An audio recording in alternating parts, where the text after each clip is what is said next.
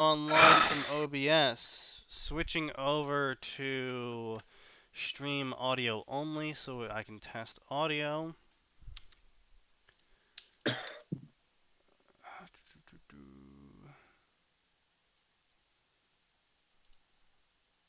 Oh. Okay, come on OBS, work with me here. 95% dropped frames. What the fuck is going on here? Are you downloading Ghost Recon? Ah, that might be it. Brilliantly done. That was my Sneaky. first thought. I'm sorry, Sneaky, but that was literally my first thought. Okay. But okay, it's giving me 97% dropped frames, but the audio is coming in just fine on across the board. Fantastic.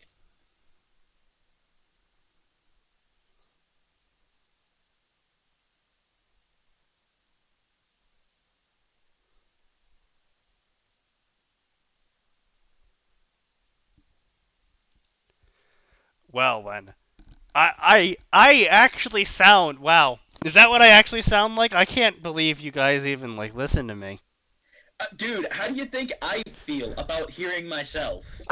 I like that I'm the only person I know in my life who doesn't care what their voice sounds like. No, it's just the way the mic sounds. I sound like a person I would punch in the face for talking. Dude, correct me if I'm wrong. You feel that way about me, right? No, I would punch you in the face for your attitude. Oh, my attitude. And what attitude is that? The whiny little bitch PMS roleplay you do sometimes.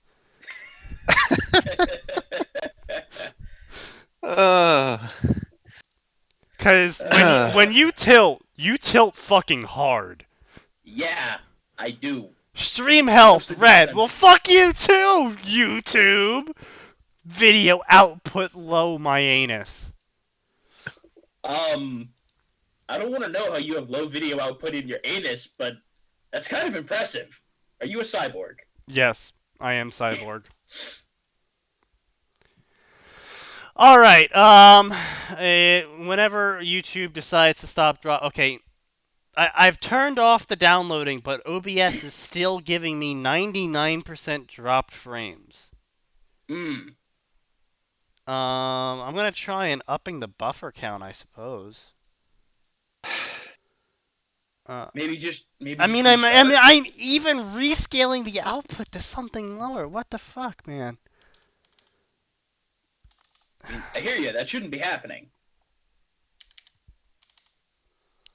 Well, it's sneaky, so not even surprised. Okay, but there's one key problem here. You already have it. Okay. Yeah. Okay. And we're only at 30% dropped, 35% dropped frames. Okay. You don't think the upload on my end is doing it, do you? What are you uploading? I told you I'm uploading the next part of the Berseria playthrough. No, this is OBS sending it to Restream. Restream then sends it to YouTube and Twitch.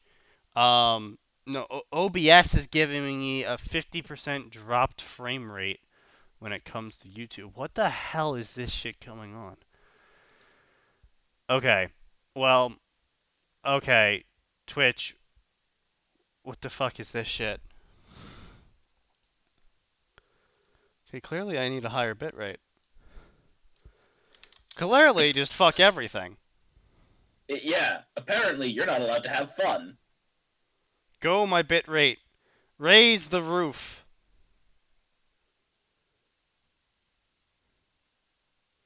You went lower. Bitrate! We talked about this! No, apparently you did not, sir. I'm like, 4,000 bitrate then, I can support that! It just goes down to fucking 900, it's like, okay, fuck you too, bitrate! Hey! Fuck you. Okay, well.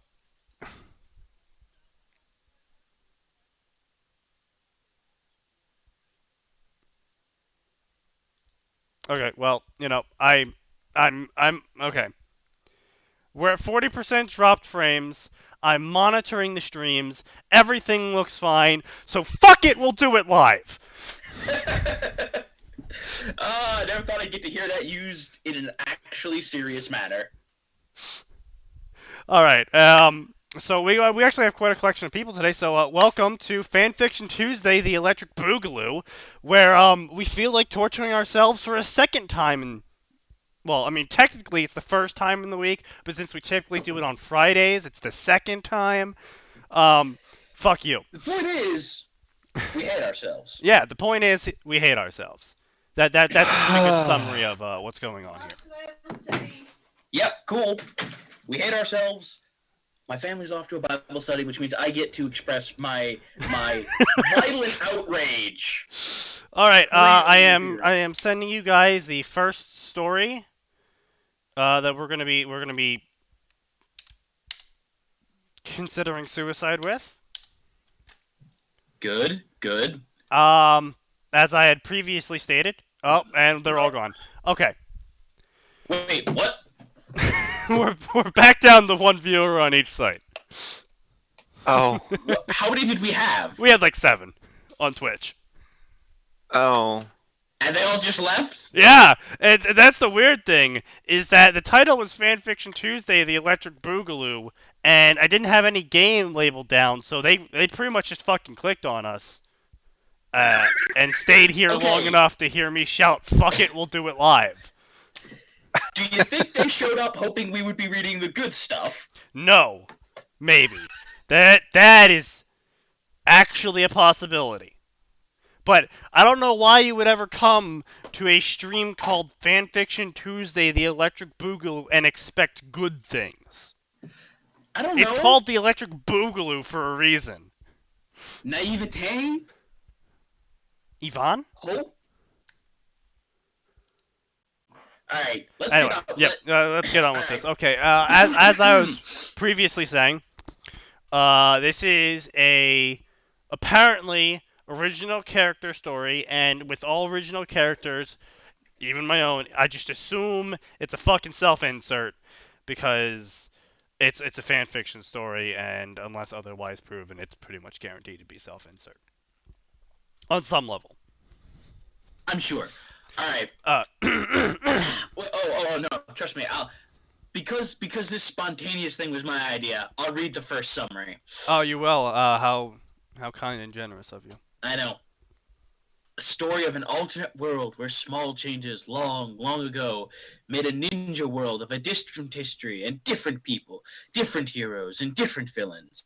Meet a young girl that tries to live a life as a ninja with a completely different set of ideals from the cruel world that surrounds her, trying to remain unchanged and follow her journey to becoming a hero. So what I'm hearing from this is, as I have always and we've lost more people on the YouTube side this time. We had 3. Had 3. What are we doing to? We're back to 1. They clearly came from my svelte voice, and they left when they had trash cans shoved in their ears. Hey, fuck you! I'm trying to get the mic fixed. Anyway, so this is a Naruto story. The reason why it's ended up on this list of trash fanfiction, even with 1 million words written, it is one of my cardinal sins for fanfiction, which is using the characters of a fandom to promote what it basically amounts to an original fiction. Here's the thing. Based on what this person's saying, this is no longer Naruto. The only thing that's going to be similar here is, like, the characters' names. Yeah. That's what I'm angry about with this, is that, as always, this is another story that's like, alright, well, we're going to take, like, the characters and maybe Chakra, and then just dump everything else and make OC villains and OC heroes and OC everything. and an Like, OC here's the thing. plot. At this point, come up with some actually original character names. Captain Claymore here. Come up with some original character names and write your own fucking book. Because this, for all we know, this could be a fabulous piece of literature. Oh yeah, no, exactly. Yeah, no, precisely. But just at this point, just write your own book, man. The fan fiction label is the negative part about here now. Like, maybe it is an amazing story, but I'll never know because I'll never read this because I came here to read Naruto shit, not Naruto, but mages. If I wanted to read about mages, I would fucking go to Fairy Tail or Harry Potter. And again, we don't have a problem with it. Like, great, you wrote your own thing, but like at this point, literally just go. Don't piggyback off of someone else's coattails of success. You know? And especially don't do for free what someone might be willing to pay you to do. There are 276 chapters of this. Yeah. There's almost 1 million words. That's at least a minimum of like what would you say, a 9-book series? Yeah. I mean, depends on how long you made the books. Well, I mean, the average novel's around 90k to 100-ish-k words. So I mean, they could be a bit longer than normal. That's around like 9 books. And I mean, if they had the fucking time to do this, then they certainly have the fucking time to, actually write. Yeah, and looking at this, just scanning without actually reading anything here, I'm not seeing any obvious grammar errors. I'm not seeing any formatting errors. Yeah. Like, Captain Claymore, if for whatever reason you're listening, or someone on this stream is listening, and probably in the review that we'll leave of this, for the love of all things, man, go write a book. Like, a real book. Write your own book, and make yourself some money. Okay, so the opening chapter to this is actually quite short, which it serves our purpose here of going through something and quickly moving on. Because we're so good at that. Yeah. Yeah. So good.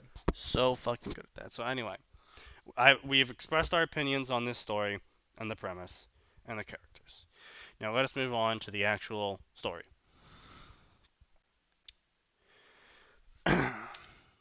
Some say that whenever one makes a choice, there is another world that coexists. Not.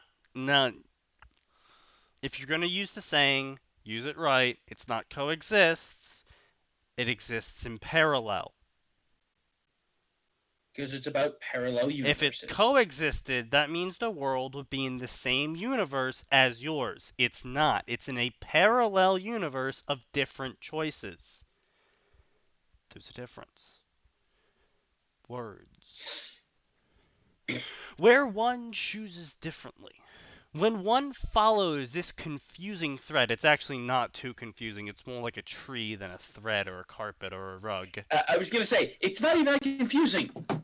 I chose to walk left. Somewhere in some other universe, I walked straight. And in yet another universe, right, yeah. I walked to the right. And in another universe, I turned around. And in the last universe, I stripped naked and became the Human Torch. And in the final one, you got hit by a bus because you took too long deciding which way to walk. Exactly. Anyway. Not that confusing. No, it's not. Moral of the story here is our I just want to take this time to say our analytics for the YouTube stream looks like a freaking heart monitor because it goes up, down, up, down, up, down as we lost people and gained people. I can't listen to this anymore, and then they come back and they think 5 more minutes. I'll only subject myself to another couple minutes of this before I have to go commit suicide. All right, we'll endeavor to keep those of you that are around alive. Still around. Oh, well, I guess that, yeah. Far in the reaches of the void that separates them. There's actually not a void that separates them. It's a parallel dimension. There's literally nothing separating. Like, the void is the presence of nothing. When I say there's nothing separating them, I mean there's literally nothing separating them beyond the fact that they are existing in parallel. It's very confusing. It's got lots of quantum mechanics and shit in there. But like saying there's a void between it, it's like there's a void between the moon and the Earth. That's a void. There's That's a the void void of between space. Neptune and the sun. That's a void. That's indicating there could be something in that section. It's nothing, but there could be something. It may not exist long, but there could be something. This is more of like two sheets of paper overlapping each other. They look like one sheet of paper until you remove the first sheet. Oh, like, it's a fucking second sheet of paper there. But there was nothing really in between them besides, the air. But if you compress them down real tight, it becomes one sheet of paper. What do you say? Because let's be honest, everybody's dabbled into looking into alternate universes at some point in their life because it's fascinating. But and anyway. even though us old people can't understand 90% of what there is, the basic gist of it is all of these alternate universes inhabit the same space. They're just to the right of each other. What or the to the left fuck, of each other. Steam? What did Steam do now? I'm controlling the scroll bar of Chrome with the Steam mapped controls on my Xbox controller. Fantastic. Now you don't have to waste battery on your mouse. What the fuck? What the fuck? Anyway. Back to the torture. If only the right stick would work. Alas. God damn it, Steam. A world which is inhabited with different people. A world that is defined by a different history created by countless choices differing from any other world like it. This is a story of such a world. Okay, again, back to the whole tree thing. So you take one Earth, right? And as Earth progresses, not many changes happen, but it's, things still split. One volcano erupts and another split it doesn't, that kind of stuff. And eventually that Earth, with all those splits, each Earth develops differently because the land masses develop differently, which promoted different forms of life, and etc., right? So, in the many worlds theory, you end up with a Naruto world. You end up with a Nasuverse world. You end up with a One Piece world. You end up with normal, bland, crime-ridden Earth. You end up with you end up with Familiar Zero world. You end up with Steampunk verse. etc. And that at that point is not so much of a void separating them. It's just, again, parallel worlds. They're all technically spread out in this giant tree-like branch structure, but they're all at the same time on top of each other as a compressed piece of paper. And the secret to dimensional travel is figuring out how to go from one piece of paper to another. Yes. Also possibly faster than light without setting the whole stack on fire, because that's a bad thing. I was going to say, just like with faster than light travel, the trick is... You take a piece of paper, you crumple it up, and you just travel through the folds. That doesn't sound too safe. It's not! I was going to say, and then hopefully you uncrumple it and yourself when you get there. Also, hopefully you haven't fucked with, time too much. Anyway. Again, that whole on this show? That whole what? I said, can we get a physicist, Mr. Neil? Jeez, I wish. Let me just type into the all chat of look LFG physicist. Yup, no physicists. Ah, what a shame. Maybe we can ask Mr. Neil deGrasse Tyson to educate us plebs. Indeed. But yeah, again, as I was saying before, that's all really semantics in terms of the wording they used. Like, technically, they're not incorrect, but technically they are. again, Anyway, semantics. on with this. On with the Finding actual grammar story, which probably is good in terms of spelling and grammar, but probably resembles nothing like Naruto, which is what you obviously came here to read in the Naruto Which, fanfiction once again, section. man, go write a book. Yeah. Okay, seriously, this is getting kind of extreme with the amount of dropped frames I'm getting. Am I being hit by something?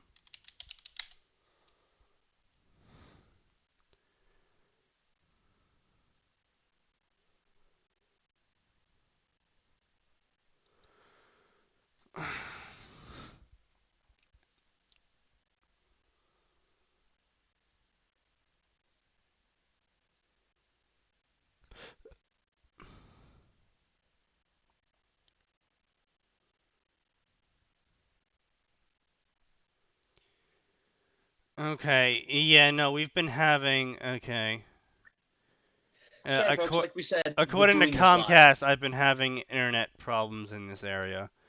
Frickety frackety good. This is what I wanted to deal with. Yeah. This is what I wanted to deal with today. Alright, well, I mean, it doesn't look like it's affecting the restream too much. Alright. Let us soldier on.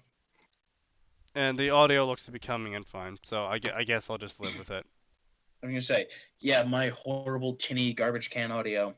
I mean, it's a little bit better now, but again, it's only when you're not shouting into the mic that it's Yeah, I'm trying to keep that to a minimum, but it's hard when this kind of.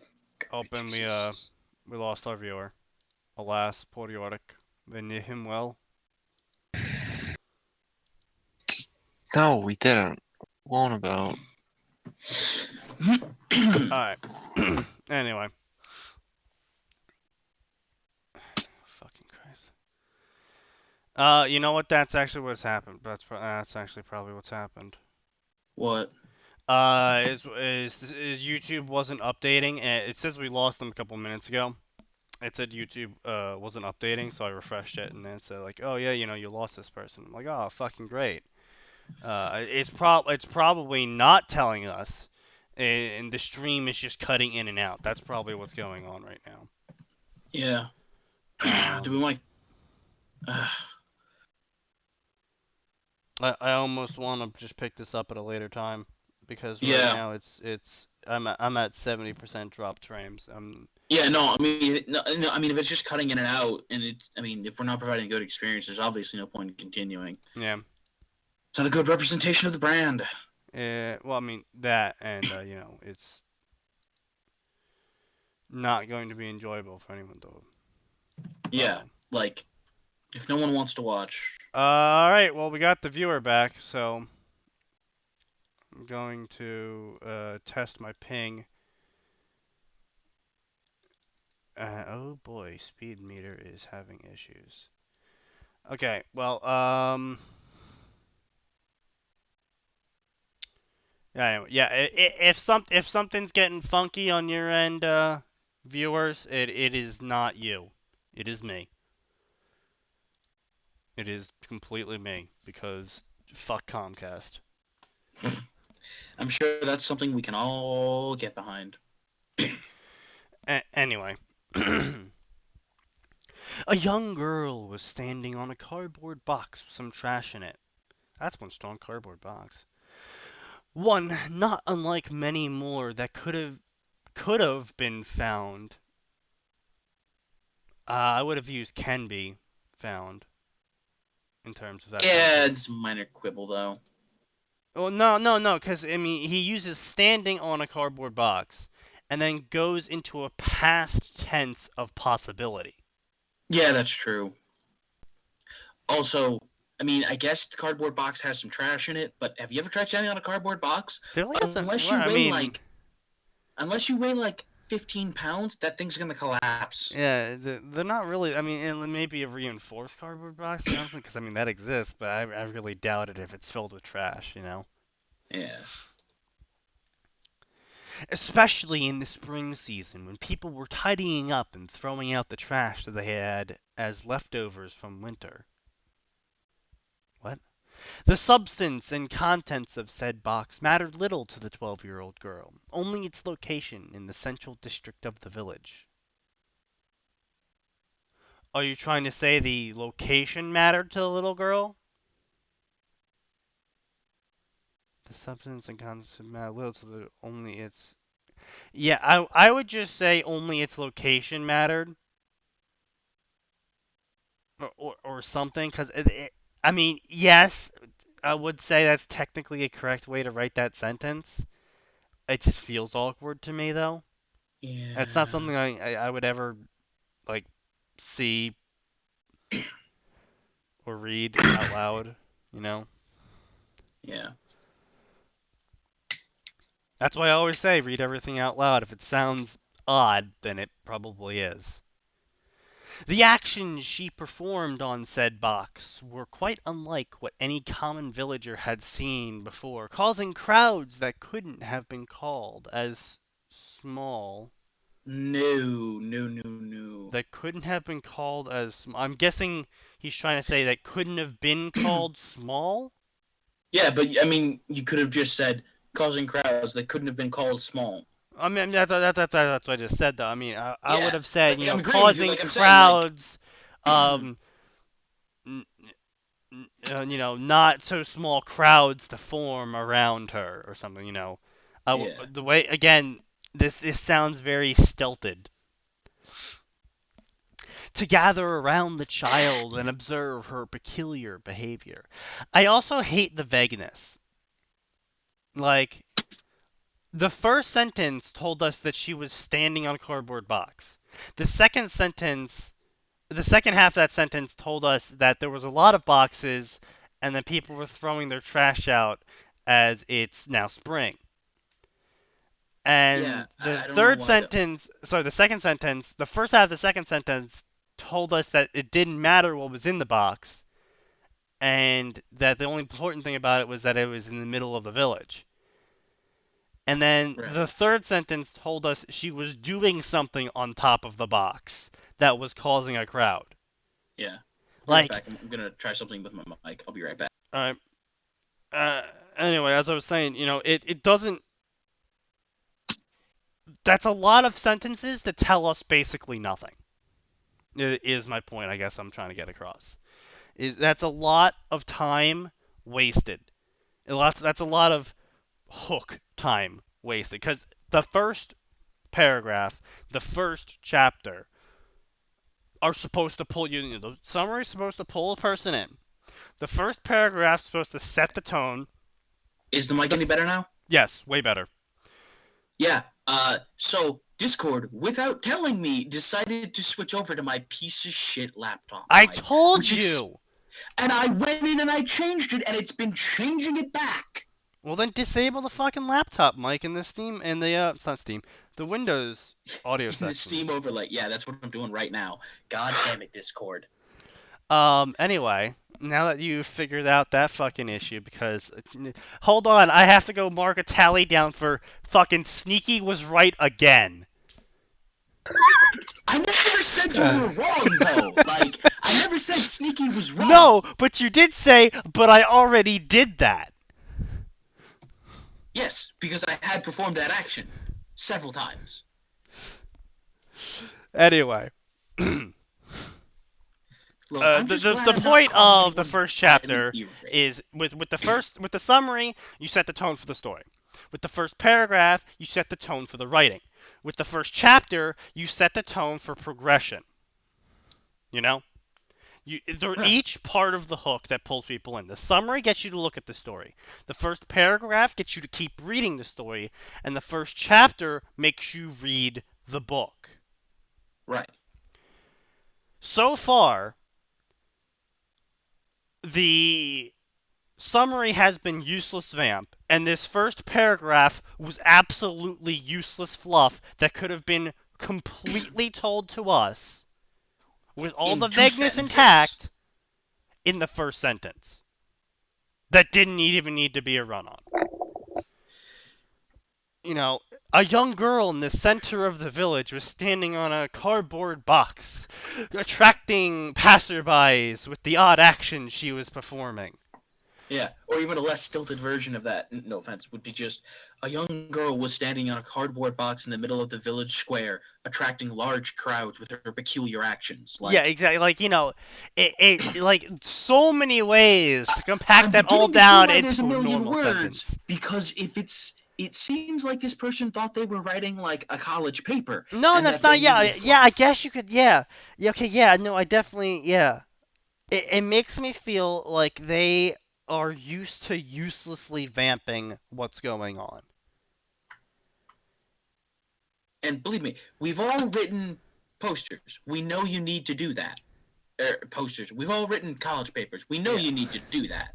Well, I mean, everyone who's made it to college has written a college paper, but yeah. Uh, yeah, I mean, yeah, obvious. There's a time and place for that, though. Writing a story isn't the time and place to uselessly vamp. You kind of want people to read your Whether it's a story, fan you know? fiction or Yeah, not. yeah.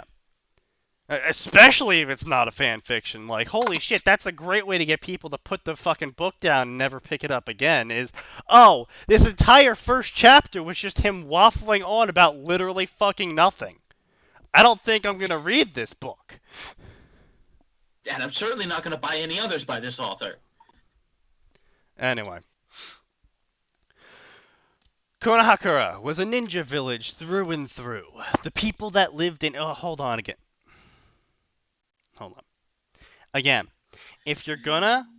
This goes back to what they described in the technically intro paragraph of their useless waffle about the multi-world theory.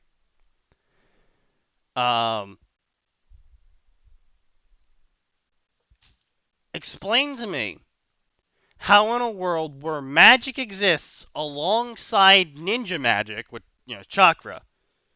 So, by magician, I'm assuming there is a second form of magic or something going on here. Is that a reasonable assumption, you two?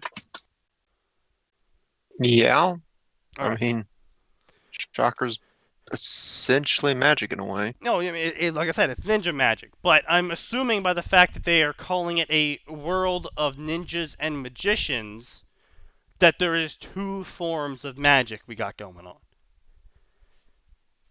So if we got two forms of magic going on, and we got so many different choices that led up to so many different outcomes in lives and worlds and geography, according to this person again in their first paragraph, of so many different things happened and so many different choices and new heroes and new villains and everything's different. Why the fuck is there still a village called Konoha? That is a ninja village. Yeah, also, and this is something I want to take the time. This is just kind of a minor side note, but it's a very important one, specifically for anyone who wants to write fantasy of any kind. If you are going to have a magic system, make sure it's well defined. Set your own rules for it. Yeah, Set your rules down clearly. There's a fantastic fantasy and fiction author. His name is Brandon Sanderson. I'm sure many of you have heard of him. Wheel of Time, yeah. He helped finish the Wheel of Time series, and he's written many others. He's written quite a number of books since. And the thing he does fantastically is he's created multiple magic systems, and not necessarily all at once, but certainly through the course of the book, will reveal to you exactly what the limits are and exactly what can and cannot be done with the magic. And then, and this is the important part, which something like, say, Naruto has not always done very well, something like Bleach has done terribly, is they fucking stick to it. Yeah, exactly. That is the important part. That is definitely, without a doubt, the important part. If you have massive, overpowered stuff, great, that's fine. Magic system's gonna work fine with that. I mean, J.K. Rowling did an okay job with it. I think because we're talking about magic here, Harry Potter is obviously going to be brought up in minds. Whenever, like that, like in our generation, in the previous generation, it was Lord of the Rings when you thought about magic. In our generation, it's Harry Potter. And a lot of people who are doing magic fan fictions think about Harry Potter. J.K. Rowling did a decent job of defining what can and can't be done with magic. However, the critical flaw in everything behind the magic system was the two classes that she introduced in the background of the story: Ancient Runes and Arithmancy. Ancient Runes supposedly, had Norse runes, Greek runes, etc., etc., and, Egyptian runes and whatever, that could be used to permanently channel magic or something. And they were basically the seals of Naruto. Mm-hmm. And each, rune had, a certain meaning. And, fine. That's fine. But that's very undefined. That is very unlimited in what it can do. Because it was kind of just left there as a, oh yeah, this is also a thing, moving on, we're never going to talk about it again. We're not really going to do much of it either. I mean, and it's only referenced in shit like, oh, Bill's a curse breaker. He has to break, wards and runes that were placed on ancient temples and shit. And, that was supposed to be somehow impressive to us, except we have no fucking idea what they are. It's like, he's a curse breaker, and he contends with ancient Egyptian runes. No one's ever told us if those are dangerous or not. Like, for all we know, it's a bunch of shit like what the younger Weasley twins did, which was like, oh, you walked into the Pharaoh's temple and your fucking pants are gone. Well, no, it's not even the dangerous levels of it, because they implied that they were, deathly and shit like that. But it's the fact that we never told they like the fact is that she introduced the rune system, and was like, yeah, so it uses the alphabets of the Norse and the Greek and the Egyptians, and each letter means, like power or containment or love or strength, or and all these different meanings, and all the runes interact differently, and like never went into it. And so what makes up to the fandom, what makes up the rune system, is a bunch of single statements like peppered throughout the books that really don't tell us anything about how it works. Just that it does, because it does. Reasons. And then the bigger fuck up was Arithmancy, in which she says all the spells in the Harry Potter verse are mathematically created. Which makes no fucking sense at all with how all the spells are used. It was her half-assed way of telling people that all the swishes and like the patterns the wands had to weave, and like the words they had to say were all mathematically calculated to be a part of the spell to get the effect. Which again, as I've said with Max, and when we've talked about this when we're doing Dark Souls shit, is if you're gonna do it like that, you have to be really fucking thorough in the background in describing everything. Because otherwise, it just makes you look fucking dumb. Like, there's no reason that swishing your wand at 370 degrees instead of 369 degrees in a counterclockwise circle will produce a different result. That doesn't make sense. So if you're going to go with the bullshit, it's magic, it doesn't need a reason, but then go, it can also be proven by math. Math is very definite. It provides a reason for everything that happens in math. 2 plus 2 equals 4. Why? Because 2 plus 2 equals 4. Why do we need to swish it and flick? Because I said so. Like, I was fine with the magic system she had set up until she introduced arithmancy. I was going to say, whereas, and I'm going to bring up Sanderson again, let's take one of the simplest systems he has. It's called allomancy. Mm-hmm. And people ingest very specific metal compounds. And it's like, so like they might ingest copper or zinc or trying to think what gold. Mm-hmm. And Sanderson even goes in and he says he hasn't done. I don't know if he's done all of them, but he states that allomantic metal alloys have very specific ratios to get the optimum function out of them. Well, I mean, yeah, that makes sense. Right, but so it's like it must be X% copper and X%. Well, yeah, I mean with any alloy, that's a thing. Right. Yeah. I'm just saying. Yeah. So I don't know if he's done for all of them, but he lays out, and he very clearly states if you burn copper, because when you ingest the metal and use it, you are burning it. So like, if you burn pewter, you get stronger. Like you are, it physically enhances you. Or if you burn iron, you can, I believe it's pulling. Magnetics. Well, no. It's a very specific portion because iron and steel, one pulls, the other pushes. Okay, I would think steel would push. Oh right, yeah, it's pushing. Steel is pushing because it's steel pushing. Anyway, but the point is, like he very clearly states what burning each one does, and they even burn at different rates. Okay. Like pewter burns very quickly. Yeah. Because you're using it when you're physically exerting yourself and you're making yourself stronger. But generally speaking, unless you're pushing or pulling a incredibly large object, you're not really you don't burn iron and steel very quickly. Yeah. And when you are pushing or pulling metals, you're still affected by gravity and you're still affected by the laws of momentum. Yeah. So let's say I pull on a bunch of iron casings in a window that is firmly set. Mm-hmm. I'm going to go towards the window. Mm-hmm. But if the window isn't set very well, it's gonna come or the casings are loose, they come to me. Yeah. Similarly, if I push off an iron banded door, the door's not moving. Mm-hmm. I'm moving.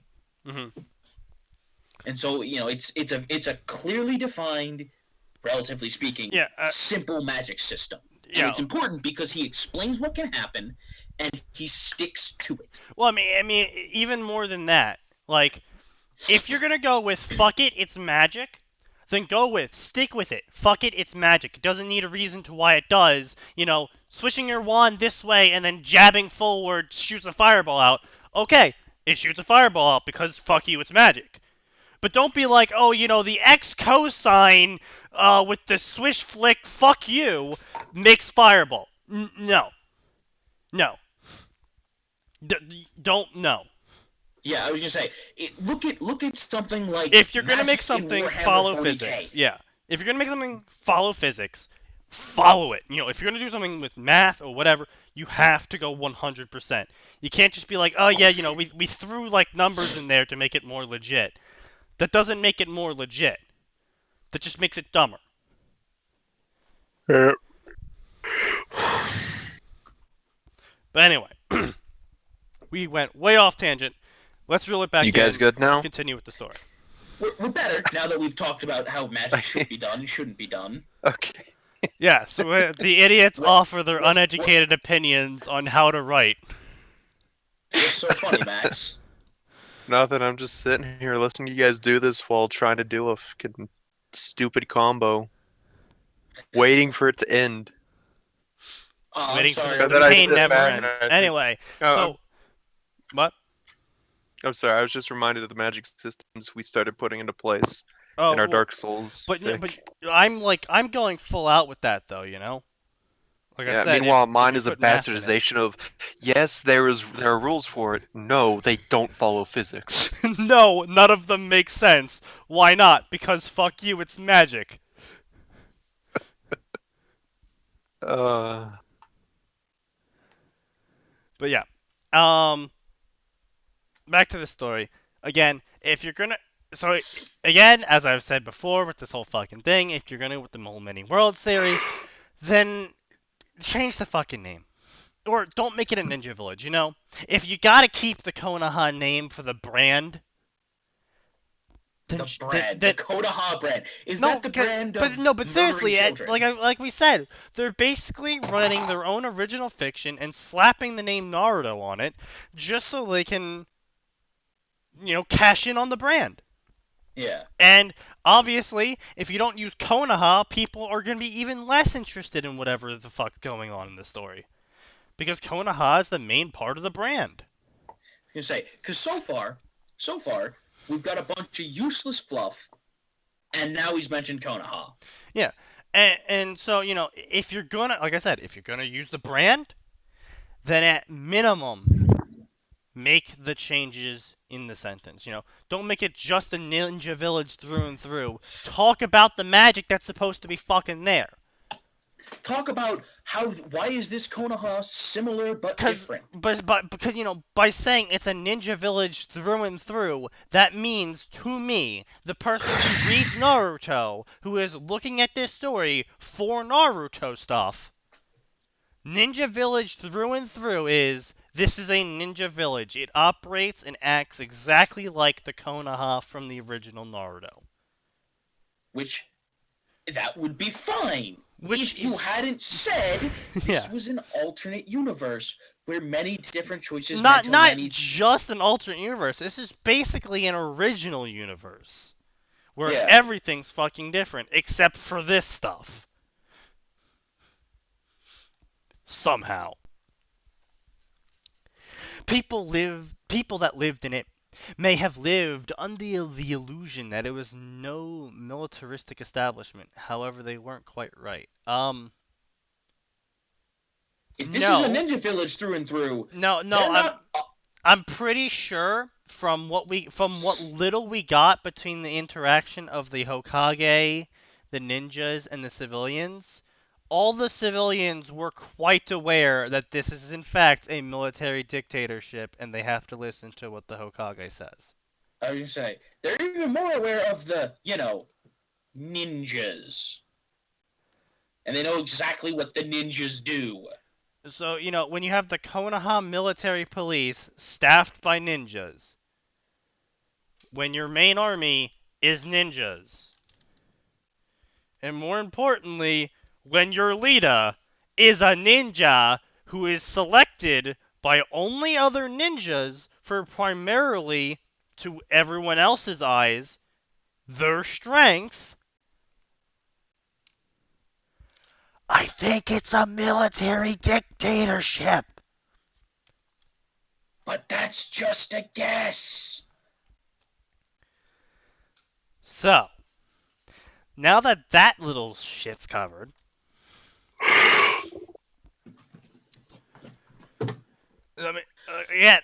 kudos to this person for writing 1 million words of this, but even if it's fluff, kudos to them for writing 1 million words of this. But so far we have gotten we've gotten to the technical third paragraph in this story. Because I don't know whether to include the first paragraph as like a semi-author's note or like the setup. Yeah. We've gone to the technical third paragraph in this story, and we have already spent 45 minutes on why this story is just poorly done. And it's not even grammatically or spelling-wise. It is just stilted English, poorly thought out, contradicting statements, and fluff. And this is just by the third paragraph. I would never fucking keep reading this story.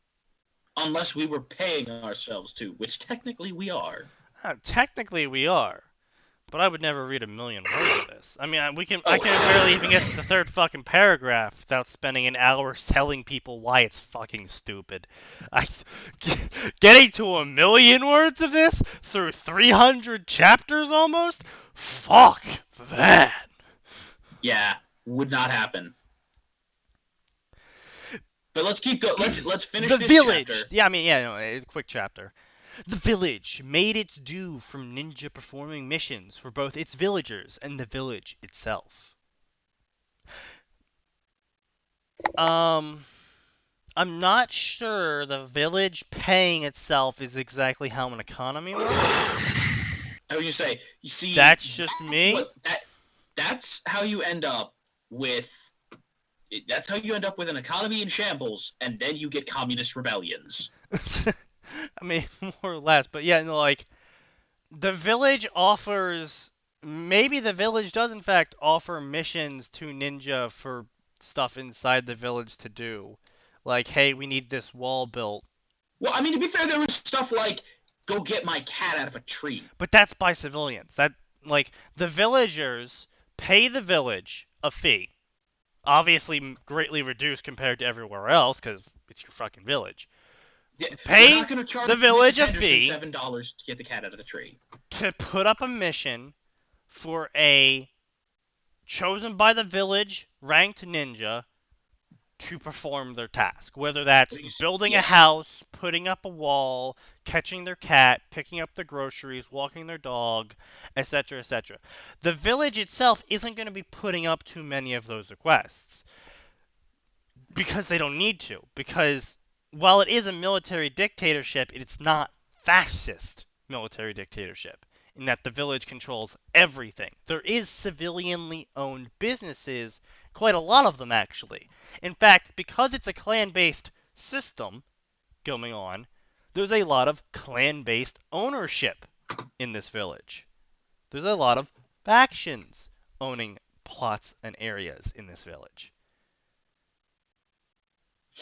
Now, a majority of their income, as we can see from the Suna arc, a majority of a ninja's village income doesn't come from its own villagers. It comes from people outside the village. It comes from daimios, traveling merchants. I said that right, Max? Say it again. Daimyo? Daimios. That's how you pronounced it. Daimyos. Daimios. From daimios, traveling merchants, competitors, guilty housewives, whatever. Guilty housewives. So primarily their income is coming from outside, not inside. So it's very much an incorrect statement to say the village made its due by the ninjas performing missions for villagers and the village. Because, and even if you could say, oh, well, what about conflict with other ninja nations? That those aren't, contracts issued by outside people. No, you're right. Those are contracts issued by the Konoha military, which happens to be in charge of the village, but the Konoha village itself is not issuing these missions. The Hokage is. Also, did we ever figure out what the pricings were on the missions? No, not at all. Okay. I mean, it's probably in the fan book, but What do you say, well, Max, holder of the fan book? Well, actually, this is one of the fun things. You can actually look at the games for basic pricing. Are the games considered back canon in terms of pricing? Back in the Ultimate Ninja games on PS2, there were a number of things that they did, and again, the games followed the stories almost to the letter. The only time it didn't was when it went a little bit farther on. Such was the case with Ultimate Ninja 3. The problem there again, though, is game balance. Offering this much for X missions, so you can buy X things by X time. Yeah. No, it's not necessarily going to be the most accurate. Which is why I'm saying, though, is can we consider those? Because they are story missions. You can't really consider a story mission canon in terms of payment. Because No, there were actual side missions. Not story missions. There were actual side missions. The story missions were a completely different thing with the reward was, hey, you unlocked this character. Okay. But still, like, you have to take those kind of pricings with a grain of salt, because unless it's in the official non-game Naruto fan canon handbook or whatever the fuck it's called, game balance, as we talked about with Dark Souls, game balance takes up a large priority in terms of programming and etc. and development. And so you in this sort of thing, you could possibly give more credence to it, but Actually, I'm looking at the wiki. I don't know where the fans got these numbers from, but those payouts are significantly more than what the games did. maybe it's in the fan book then. Oh, mission ranks and fees. That's handy. And now we know. Let's see. Yeah, no. Cheapest mission is a D rank at 5,000 at the absolute cheapest, and can go up to 50,000. 5,000, really? Yeah. I mean, is Of that course. That's monetary rough. system That roughly translates to around $500 in U.S. cash. What monetary system does Naruto use? They use Rio, which was a older Japanese currency. 10 Rio, according to Kishimoto, 10 Rio is equal to around 100 yen. Okay. And 100 yen is equal to roughly a US dollar. Right. Roughly. It's been going up. I want to see if I can track that down real quick. Oh, that is right there. Yeah. Currency in Naruto Rio is equivalent to 10 yen. Yeah. 10 yen is worth 9 US cents. Yep. Well. So it's roughly around $500. I don't think Kishimoto ever talked about that, though. I think that was a fan thing that they figured. I'm trying to track it down. No, you're right. It was. I wouldn't say it was so much a fan thing. It was people using math and shit to like value what a Rio would equal. Yeah, I was gonna say. I mean, Japanese people have been doing money. that with video games and other fictional universes for a Well, very I mean, long time. that's because the Rio is based on actual Japanese currency. The Rio. Yeah.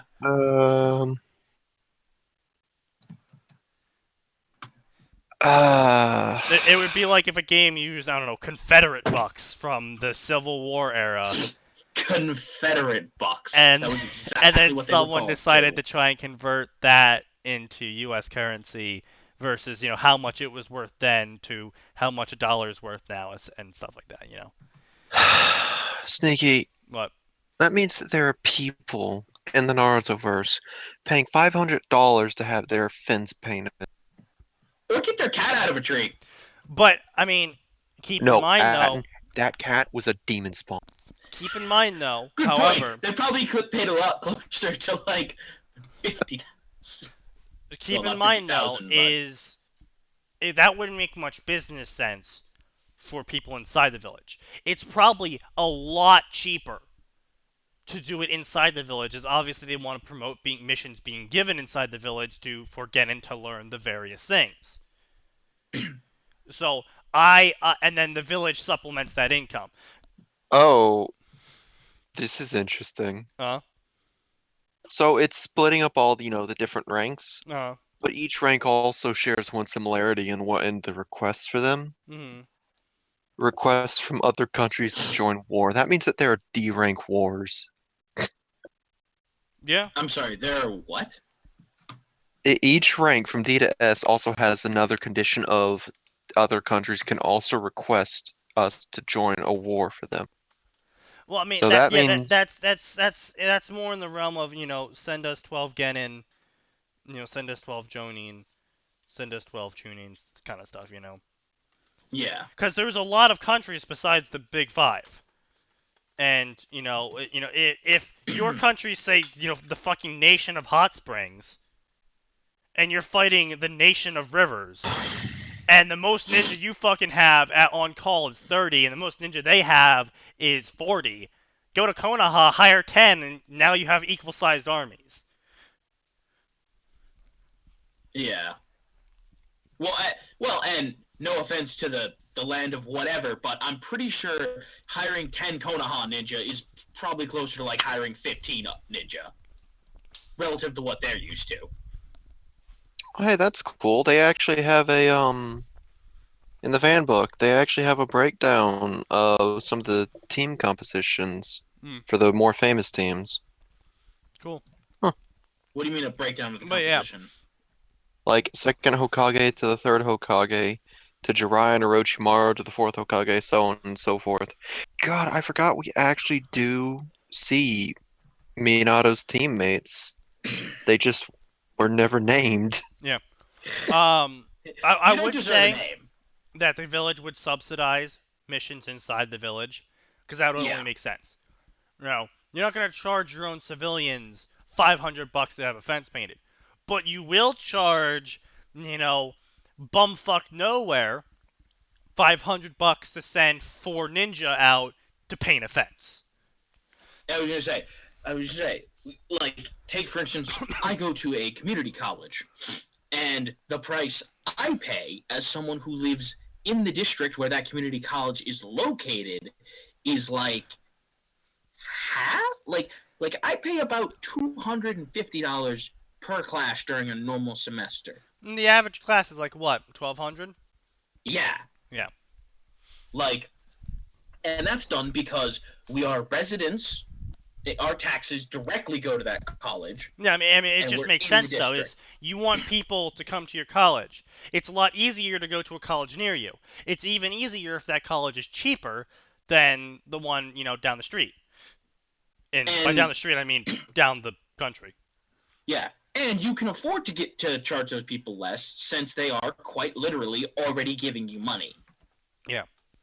Like, I'm sure Konoha Village collects taxes, so when old lady Henderson is like, I need my fence painted, they're like, all right, that'll be, $100, Henderson.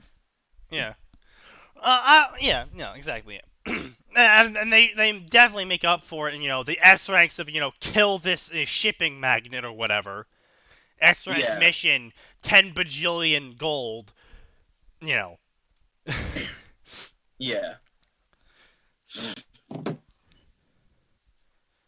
But, yeah. So, turns out, murder, theft, and other etceteras, very lucrative businesses to be running as a government. Yeah. Mm-mm. Who knew? We would look up some real-world analog pricings to help you guys out with the but we'd rather not get picked up by the that would get us FBI. in jail. Anyway.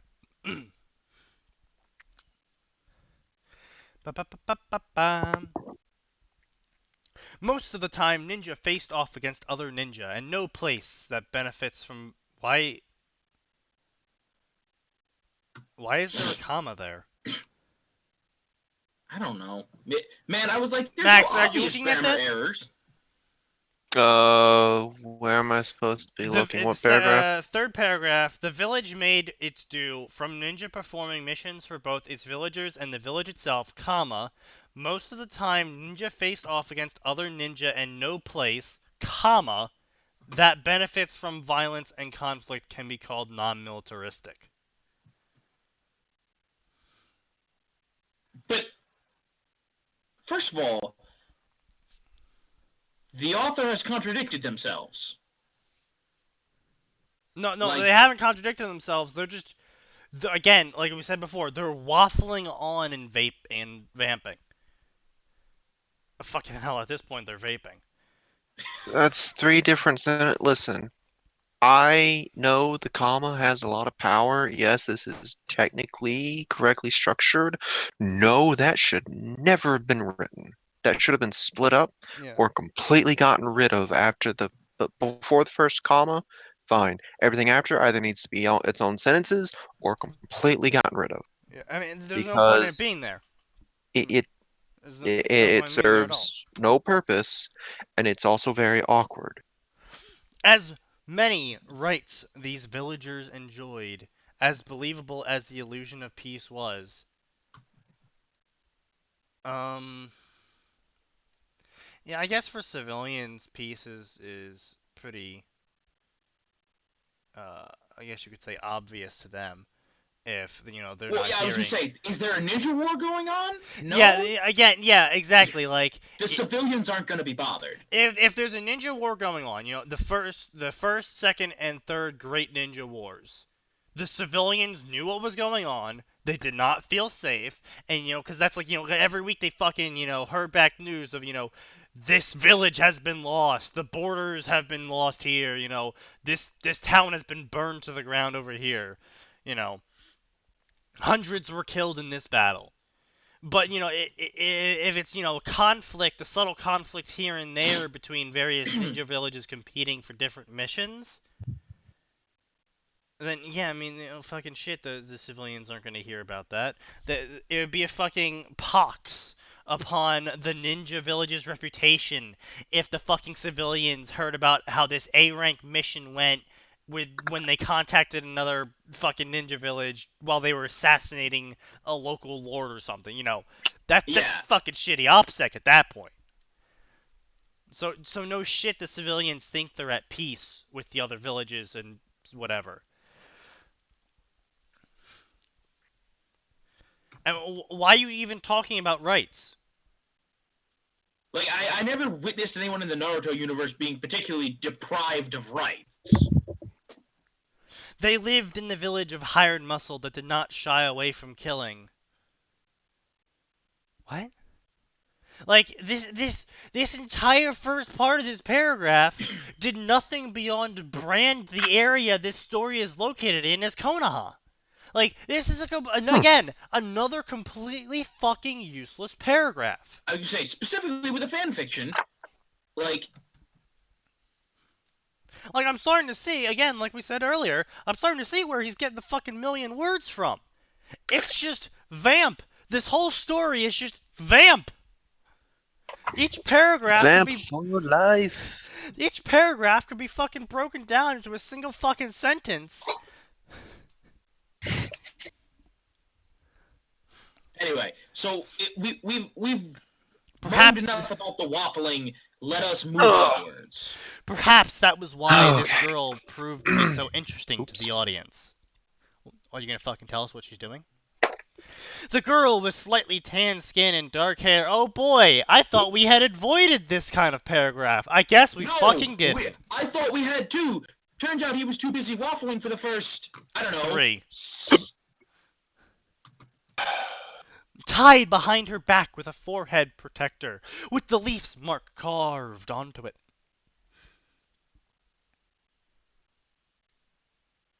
Tied to her back? I don't know, maybe she's wearing it around her waist, kind of like, who was it? Was it Tenten or... No, Tenten was a forehead. Right, it was, Hinata who wore it around her waist. No, Hinata wore it around her neck. Didn't she? Right. Someone wore it like... Lee wore it around his waist. That was it.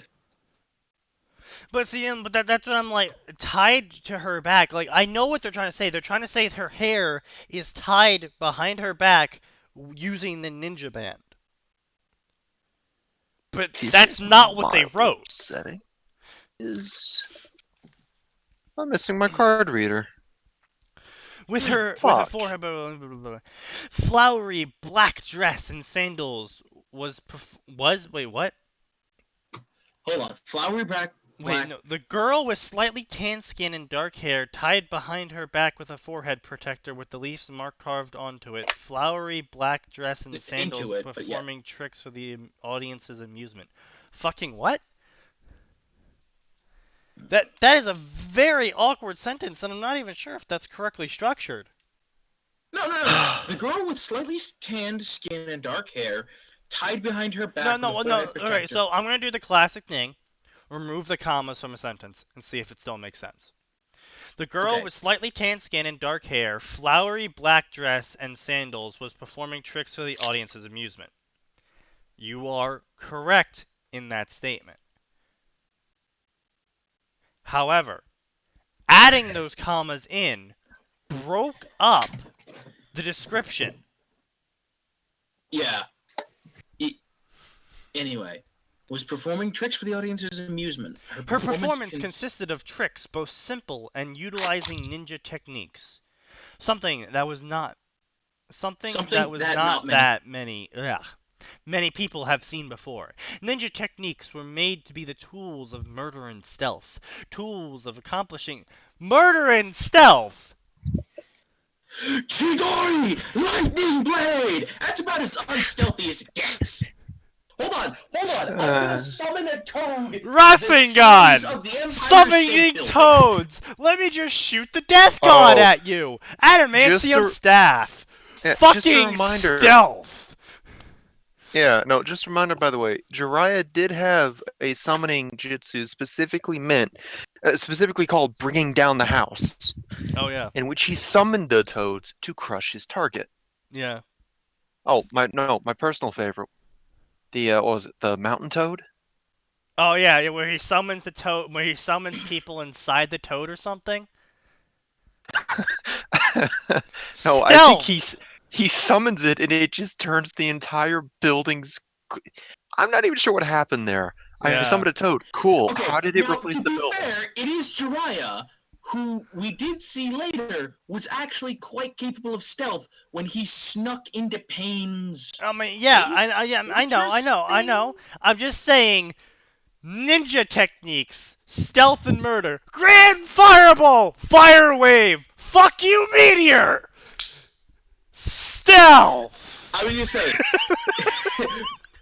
even Phoenix Flower Jutsu. Let me shoot a bunch of small puffs of flame. 10 out of 10, stealth. To be fair, that's more a failing of the universe than the person who's writing this. I know, but stealth. Tools of accomplishing the task at hand, and this child was using them for the amusement of the audience, making harmless... Correct me if I'm wrong, but we see ninja techniques get used pretty frequently out and about just general Konoha. When was this story first published? This story was first published, 2015.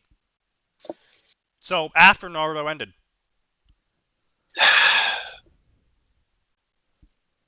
Or, like, really close to Naruto ending.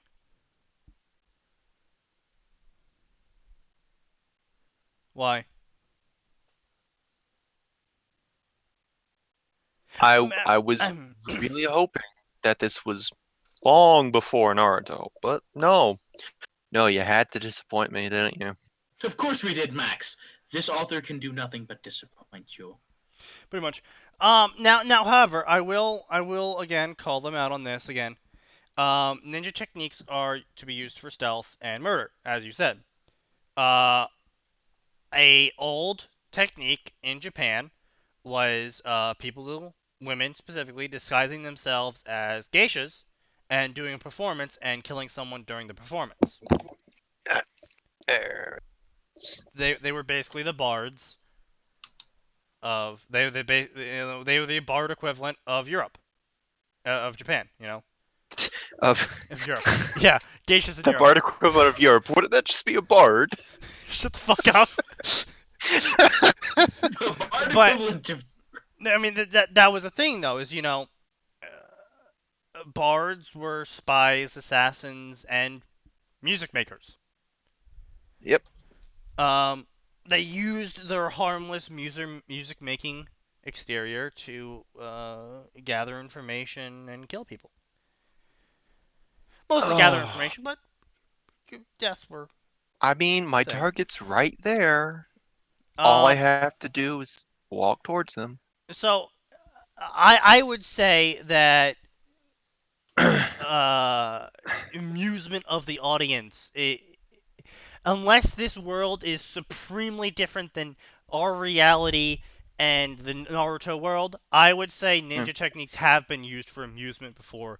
Again, in a world where people are hired to kill people using magic, I'm pretty fucking sure someone would have the idea at some point in time to entertain a crowd using abilities and kill someone silently while doing so. Yeah. I'm not saying this happens often in this village, and maybe they won't see that often, but I also can't see someone who developed techniques to do this to then just be like, well, I mean, I can also just play this in my village and get money for free, basically, while relaxing. I was gonna say, like, take for instance the existence of something like, I don't know, I forget what they're called. The scrolls of holding, essentially. The sealing scrolls? Yeah, sealing scrolls, that's right. Like, take that. Yeah. Like, you telling me that at some point no ninjas stored, a mandolin or a ukulele or a bongo drum? I mean, again, ninjas, if someone is assassination specialist, and they're like, I'm gonna use music or dancing or juggling fireballs or something to distract populace and attract the attention of the local lord or something, making a 10-man juggling troupe of me.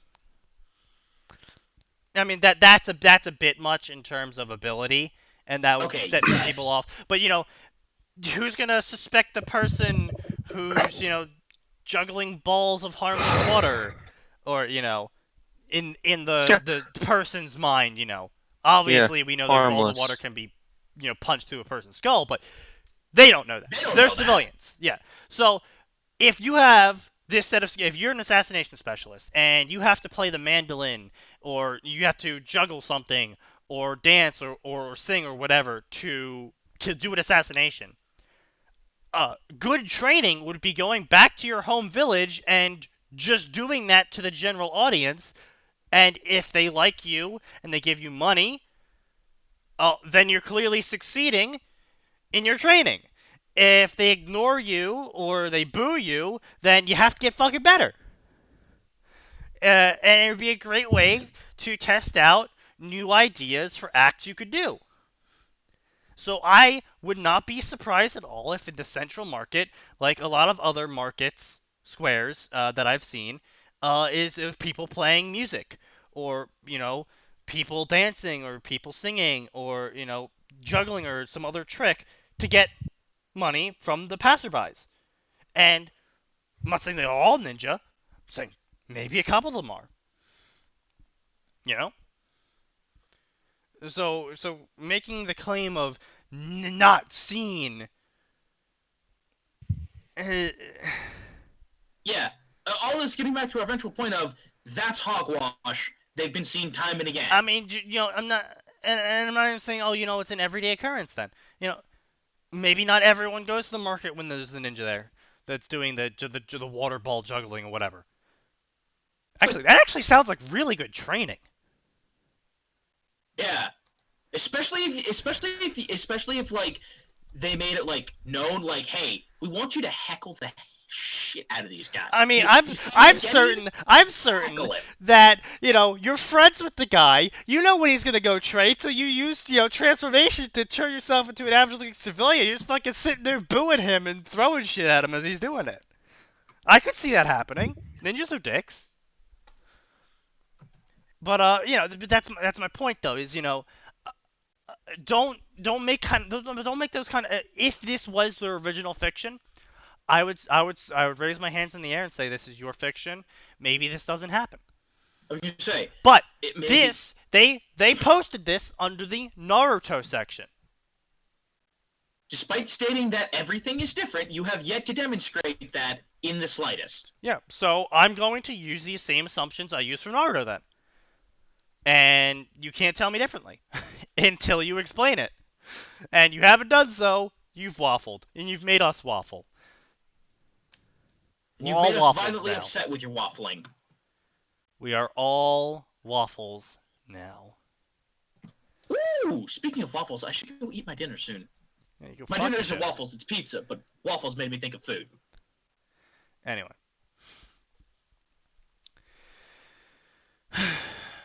Making harmless but highly visual appealing sparks, using her natural affinity for sleight of hand as a kunoichi to quickly hide and reveal objects. I am sorry. Are you saying only kunoichi get taught sleight of hand?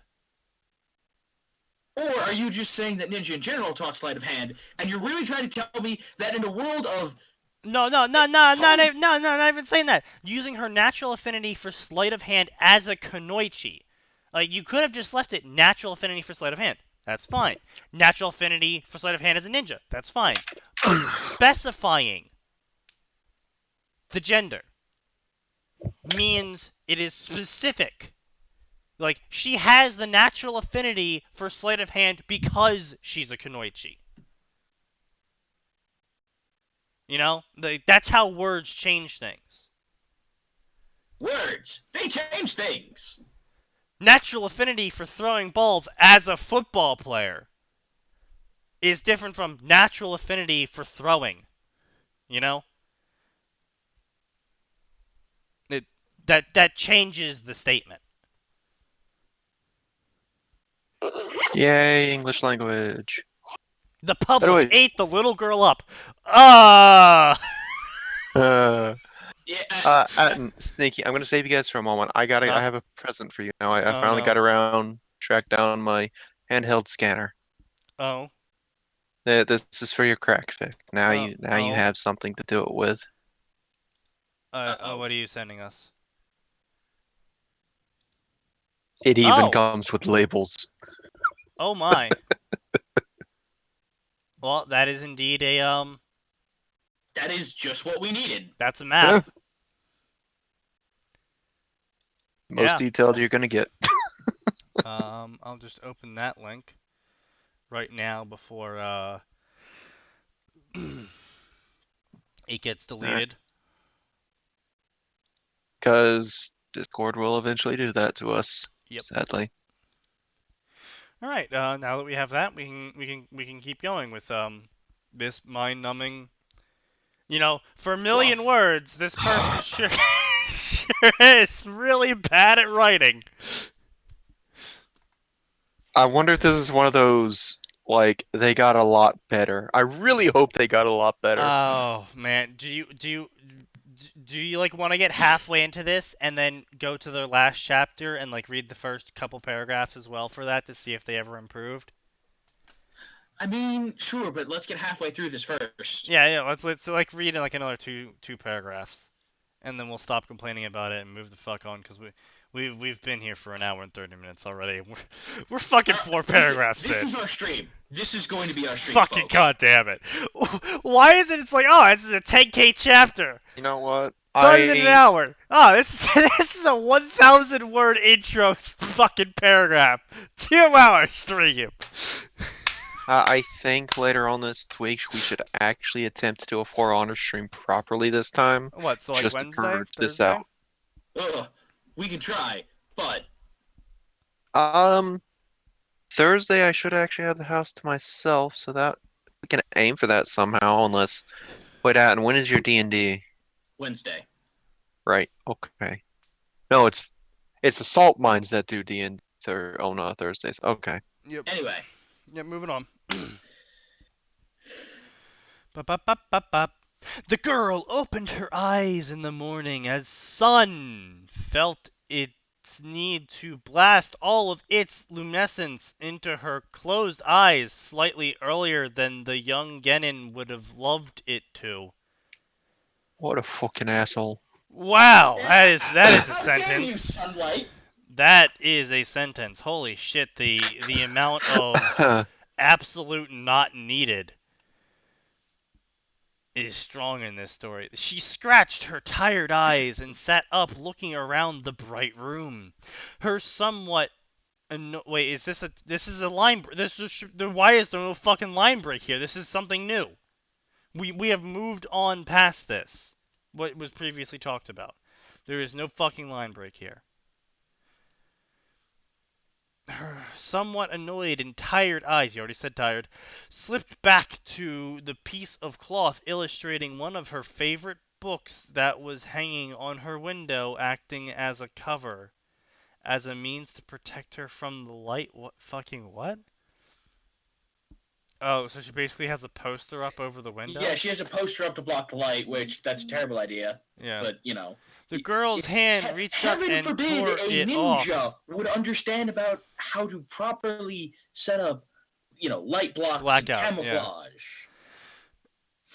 The girl reached up and tore it off with a quick pull. Thanks, I'll remember this, Shiko-kun.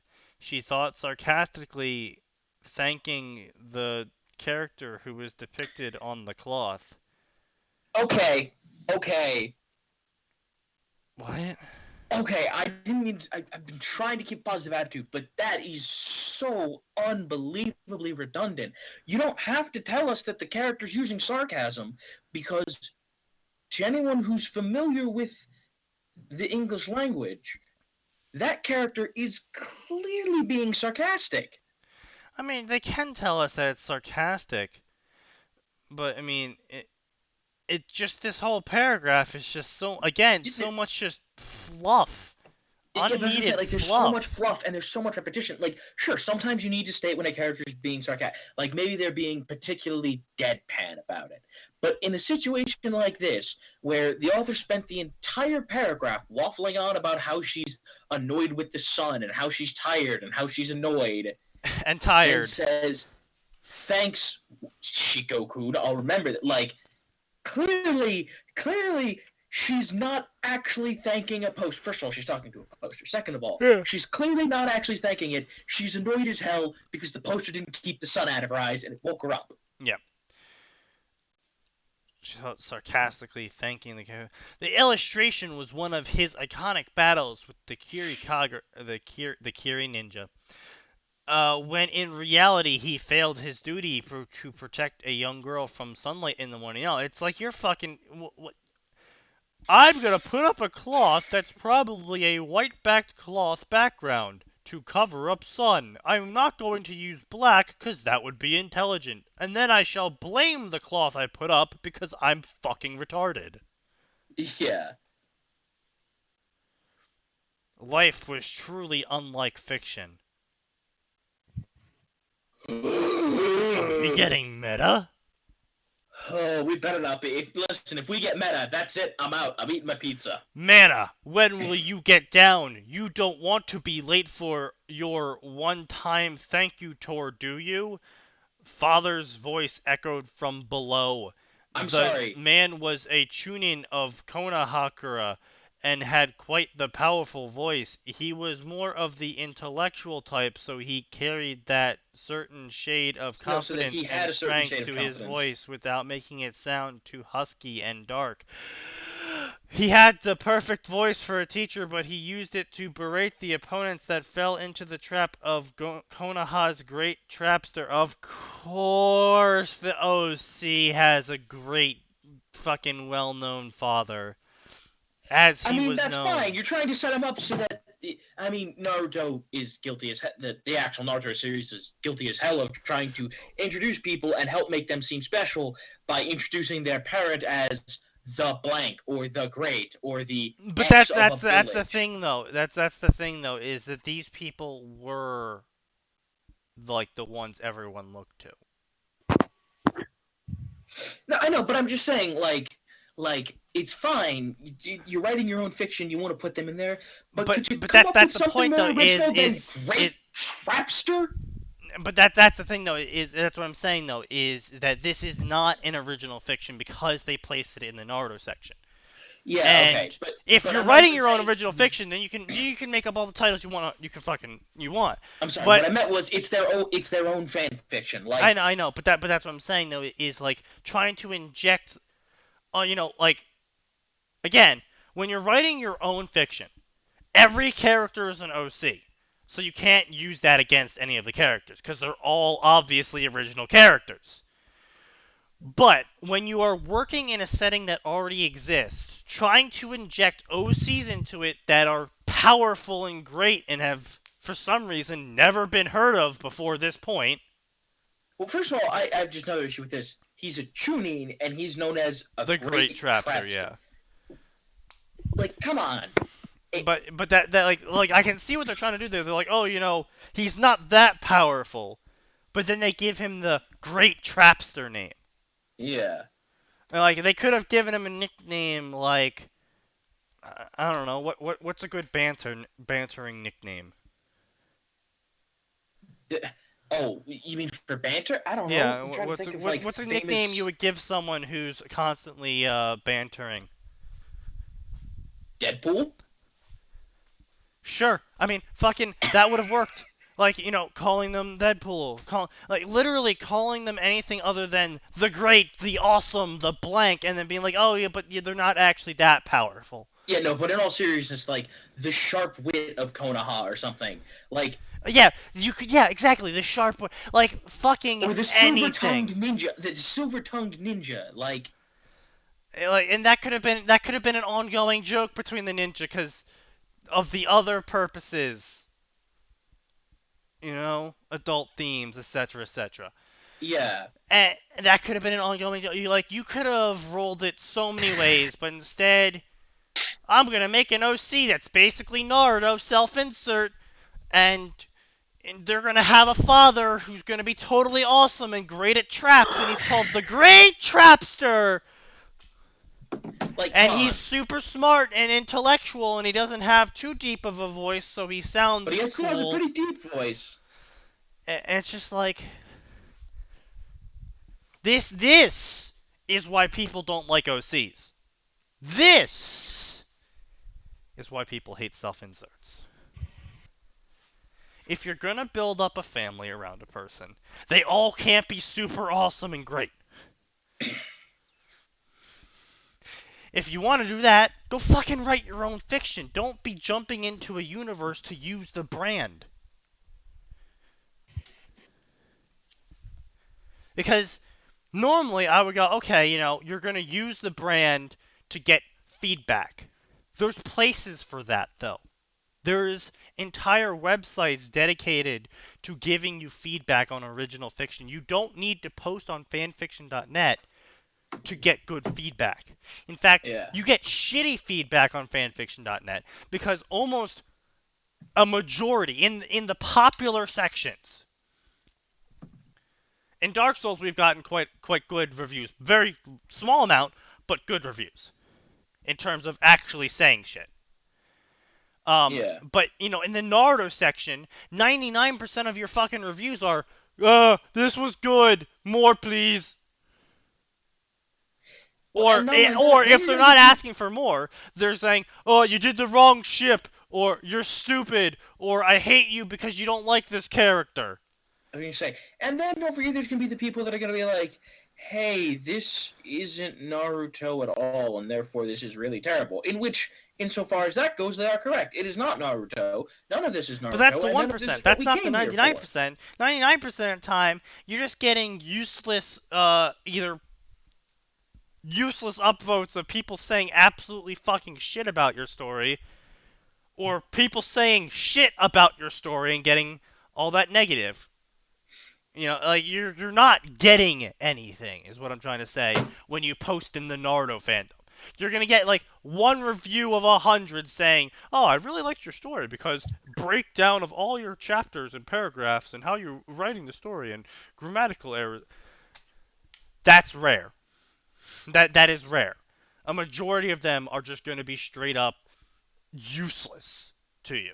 So if you want better experience, post it to a forum website dedicated to helping writers. There's plenty of them out there. There's even one on fanfiction.net. They even have a sister site called Writing, or Writers.com, or fucking whatever it's called, where you post OG fiction to get good feedback on it. So, don't be using a brand to write your OG fanfiction and expect good shit from it. Don't use the brand to get people to read your story. Because right now, I want nothing more than to punch you in the fucking face for this story, because I have learned nothing about the characters. I have learned nothing about the universe beyond it's in Konoha. Apparently there's magicians, but everything's the fucking same. And she hates the sun.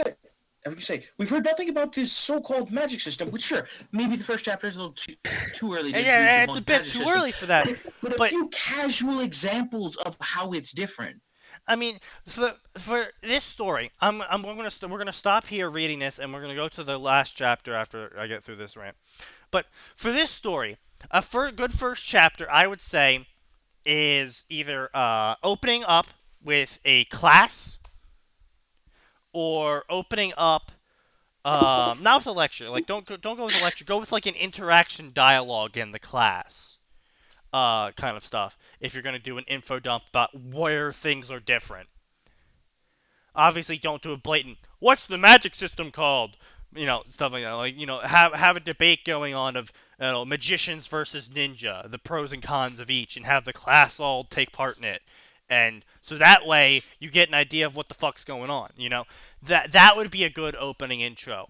Because that would describe to you the things that are different immediately. You could still use Konoha. I'm fine with that, but only if you make sure it follows your previous statements. Yeah. I highly doubt, in a world with supposedly 2 forms of magic, and there is a village, or multiple villages, filled with hired mercenaries, that they would only use ninja magic. Now, that is not saying there wouldn't be villages out there that might be purist in one direction or another. Like, this is an only magician village, or this is an only ninja village, because they believe using the other form of magic is barbaric, or too blatant, or what, insert reasons here. That could have been an interesting plot point. Certainly there would be some kind of mages college and ninja academy.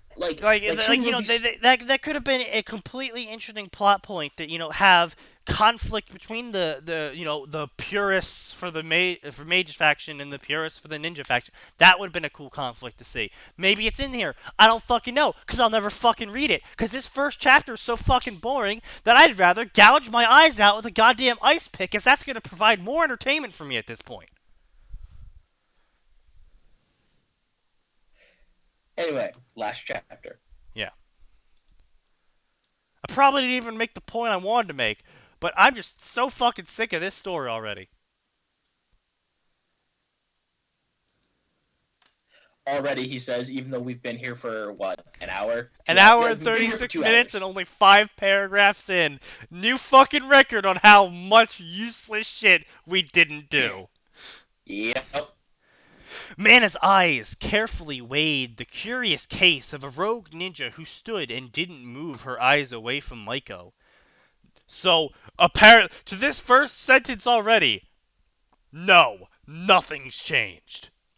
In a lot of ways, this young woman was very similar to the blacksmith. She was strong. Her face was, by default, always in a curious expression, dazed and confused by a reality she couldn't comprehend before some trigger hit her senses, changing the mask on her face permanently to the corresponding emotions of a fitting response for that trigger.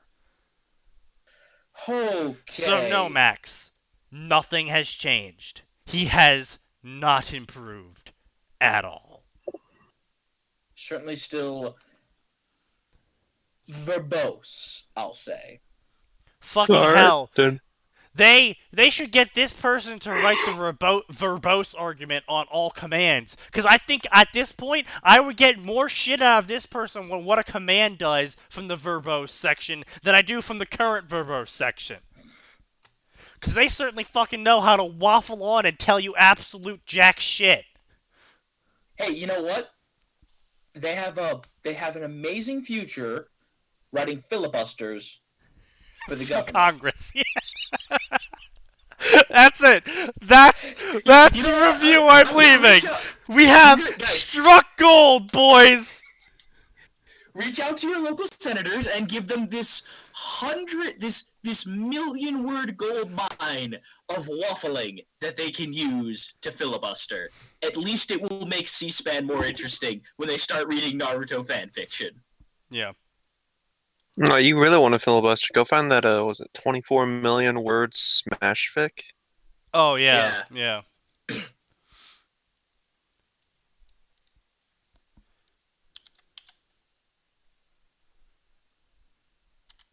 Anyway, that's it. We're done. No, Good night. we still have time.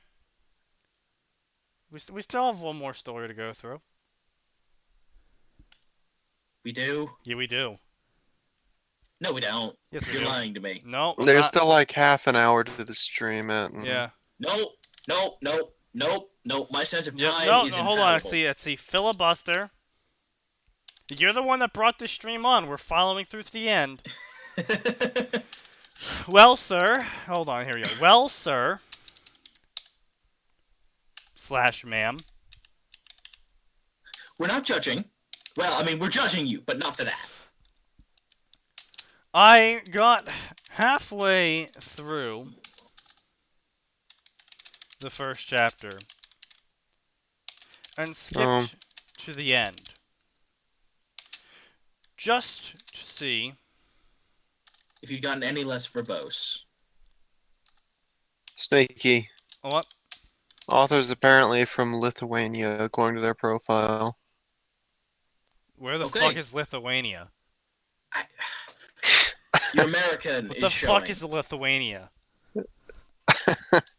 And our ignorant Americanism is showing. I mean, we're called two idiots and a southerner for a fucking reason. Okay, so it's in fucking Europe. But English is clearly not their first language, which may explain why they feel the need to be so... You know what? Maybe this is for like an ESL clash. Okay, Google, tell me where the fuck this country is. Okay, it's between Poland and Russia. Of course it's a fucking Russian! Wait, whoa. They are not Russian. They're Lithuanian. For all intents and purposes, in my mind, they are Russian. Oh, boy. Oh, we just lost our Lithuanian audience. All to see... Oh, hold on. Wait. God. All to see if your overly verbose writing had changed into something more readable. It hasn't. In my opinion, I recommend you cease writing fan fiction and instead take up writing filibuster for your local government officials of choice. Because you clearly have talent in saying a whole lot of nothing. Oh, so that speaking of which, in term because you know we're typing this shit up. That author that responded saying actually no, I main diva. Mm-hmm. Had also blocked me, so I can't respond. Oh. And here I thought they were being a good sport about it. No, apparently they're being a little bitch, and that was their comeback. Actually, I main diva. Ha! You're wrong. Blocked.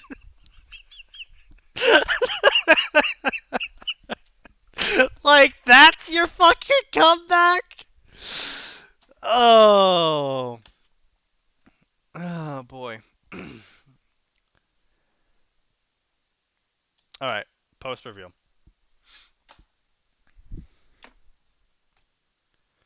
And then we never saw this trash story again. The end. Okay, no, we're not gonna do this one today. I could see OCs with cats, no. Here's a classic cliche. Ex-author ends up in Sakura's body. Fine, we'll indulge this pile of drivel. Alright, here you go. Weak Fangirl Hell No, it is called.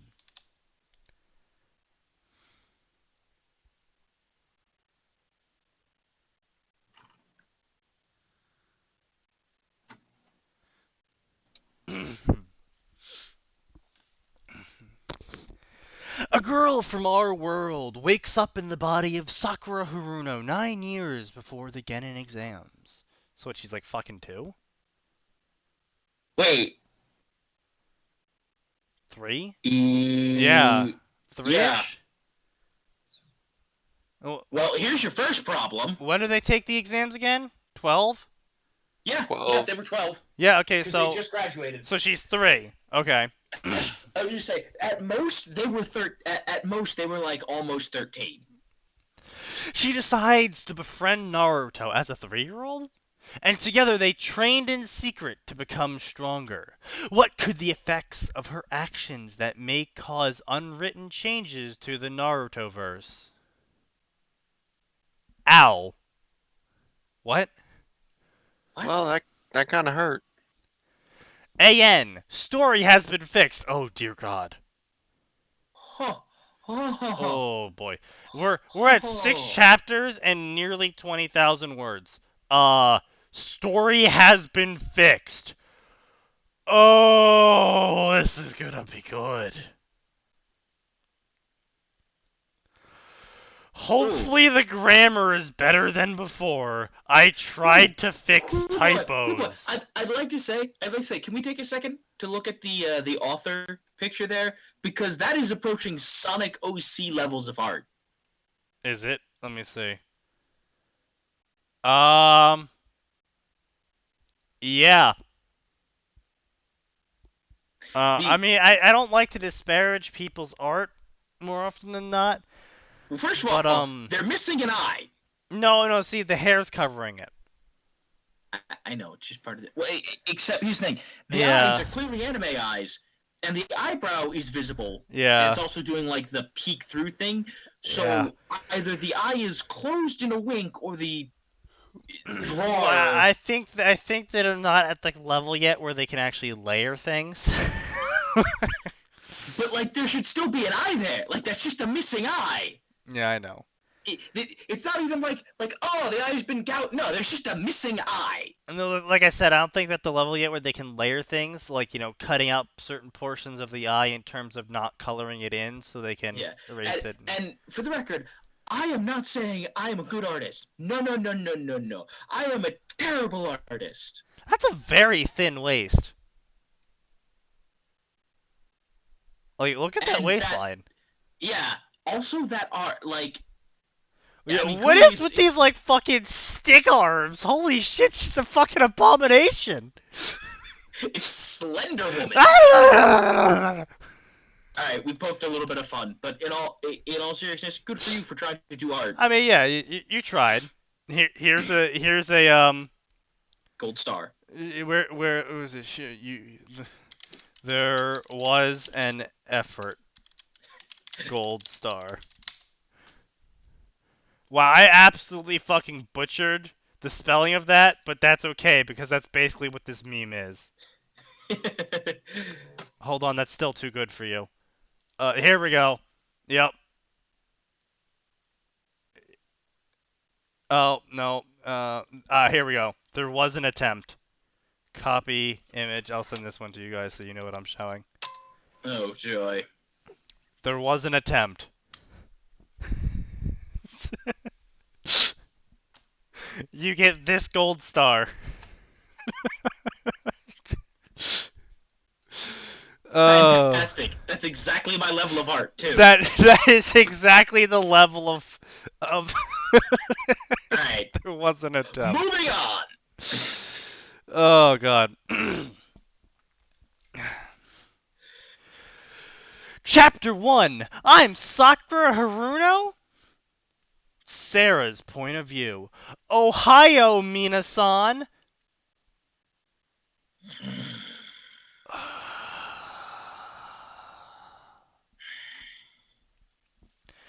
My name is Sarah Alexander Bakers. I'm currently 21 years old. I also want to commit suicide while reading this. I was going to say, okay, I'm going to step out here on a limb. I'm going to go real far out on a limb here, and I'm going to say that, regardless if this is a real person or not, Sarah Alexander Bakers...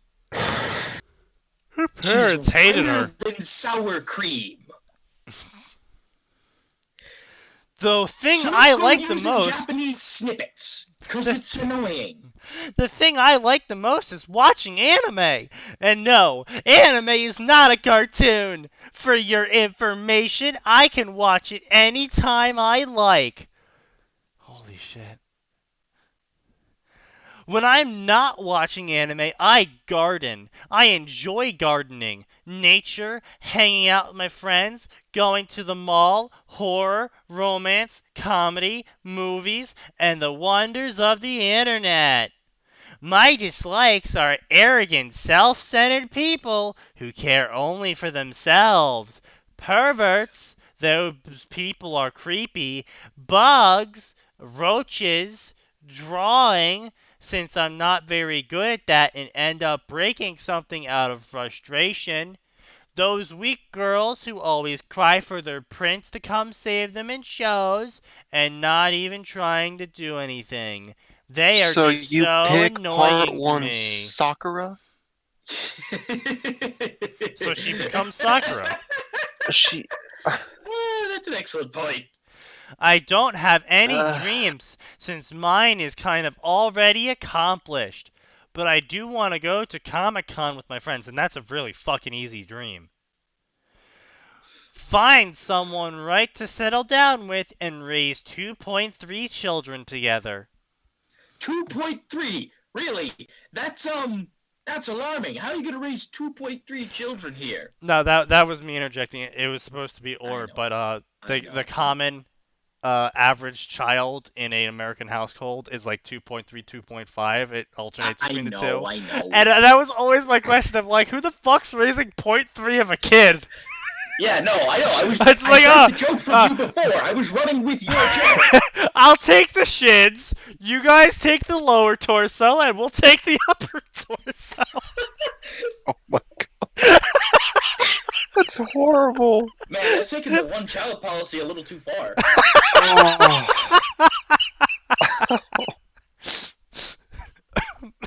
We're both horrible people. Oh. And you're our friend. Hey, you know what? Maybe for Fanfiction Friday, we'll go look at some Jesus fanfiction. Don't you start that. No, I'm leaving. I said Friday, boy. Calm your agitated tits. No, I'm preemptively leaving the Friday stream. Oh, okay. I don't. Oh, wait. I said that. As you can see, I'm just an ordinary young woman. I mean, that's debatable. You are whiter. This ordinary young woman is whiter than sour cream, blander than a bread sandwich, and has currently got my eye twitching from rage. Just like everyone else. And like any other self-proclaimed otaku in the whole world, I wish at times I could go and live in the anime worlds like One Piece, Bleach, Hellgirl, Attack on Titan. Okay, if you're such an otaku, why the fuck would you want to live in any of those places? Yeah. If you're not the main character, you're gonna have a bad fucking time. Now, Orin High School Host Club, I can sort of get because bad shit beyond gay pornography really doesn't happen there. But, you know, that's more of a kink. So. Fairy Tail. A lot of people die in Fairy Tail. Actually, might be okay in that one. No, like, a lot of people die in Fairy Tail. Yeah. Like, off screen, a lot of people die in Fairy Tail. I would say, anyone that's not a main character, or even tangentially related to them, they die! Like, the first arc was literally, oh, it's another normal Tuesday, evil mages are taking over a train station and killing everyone inside. And the army's powerless to stop us. And I'd like to point out that one of the members of the Fairy Tail Guild is so powerful and so oblivious that they literally built magical protocols into the city to restructure itself to create essentially canals that he would walk through so that he stopped hurting people in his ignorance. Yeah. Like, I remember that. a lot of people die in Fairy Tail. like, think about that. It was so bad that it was cheaper for the guild to create I mean, on top of that, on top of all of that, there was what's known as decade missions, 100-year missions, and year missions. Missions that were so dangerous, everyone that went on them died, so they've been pinned up for a year, 10 years, or 100 years. Yeah. No, they were called that because that's how long it would normally take to do them. That's Really? what said. Yeah. Okay. I can't remember the guy's name, but I always liken him to Shanks from One Piece. He could do them in like a year or two. That's what set him apart from most other mages. That was the guy that blew apart everything, right? Yeah, no, that was the guy that was so powerful they had to restructure it so he didn't actually break everything. And like I said, again, it wasn't just a case of like property damage. It's like, because if it was just property damage, I'm sure the guild would just be like, oh, we'll just take that out of our. First of all, I feel sorry for whoever does the accounts for Fairy Tail because I believe it is the old man. No, I think it's Mira Jane. Guild Arts. I think that's Guild Arts, yeah. But regardless of who does it, can you imagine what the line item for can you imagine having to have a line item on your budget for my Guild Arts damages, property destruction? I think almost every main character in the anime and manga and whatever all had their own line for expenses. I believe so. Specifically, their property damage expenses. But think about that. You have a guy named. You have Guild Arts, a man who's so powerful he does 10-year and 100-year missions in 1 or 2 years. He is out of that city for years. Literally years at a time. Literally years at a time, and it was still cheaper, and it was a better PR move to restructure an entire city around the amount of damage that man caused. Yeah. So anyway, D. Greyman. That's a terrible world to live in. Oh my god! I didn't read that story, but my friend did, and the shit I saw that happen, and I was like, what the fuck? Like the only one in here, or in a high school host club, okay, nothing too weird. The only one here that I would willingly go to is the host club world. That's the only one on this list. If I was forced to pick a gunpoint, I actually think One Piece would be best. Yeah, at least you have a chance, but Attack on Titan. No sane person would willingly say, I want to spend the rest of my life in Attack on Titan. The thing where there's... Like people joke that Earth's a death world? Fucking that! And then there's Bleach, which, if you're any kind of main character, that's not going to be in any way pleasant for you. And if you're not a main character, you're not going to know any of the interesting stuff that's happening. Yeah, pretty much. I mean, if you're not a main character, you have no idea you're about to be annihilated. If you are one of the main characters or the supporting cast, everything just goes wrong all the time. Whenever a main character comes near you, prepare for everything to just go to shit. Oh, look, Rukia, or in The Small Child, or Rukia's older brother. Fucking The Small Child. I'm making a t-shirt of that. Fucking The Small Child. Atin 2017. God. No, we're not making a t-shirt of that. Find it on Redbubble. No, you will not find it. I will trademark the name Atin and I will sue you.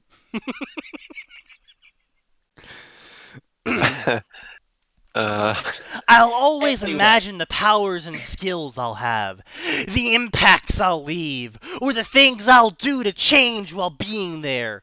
But I never would have thought it would have actually happened. Anyone writing fanfiction. This is anyone writing fanfiction. I mean, The that's vast just... majority of us are all fat, lonely, out-of-shape nerds. Well, I mean, no, hold on, no. That's just the general thing when you read a book, is you typically, when you read a book, you would imagine what your reaction would be to certain situations. Your reaction, sure, but I'm just saying, in most of these things, we'd all be... You know how when you're playing a video game and you have the annoying escort quest from the character who thinks they're super useful, but is in reality deadweight and you want to strangle them? That's who we all are. We are the escort quest! We're the annoying escort quests. That's what we would be. Yes, excellent. We're gonna see if that's a shirt, and we're making it. We are the escort quest the NPCs warned you about. Yeah.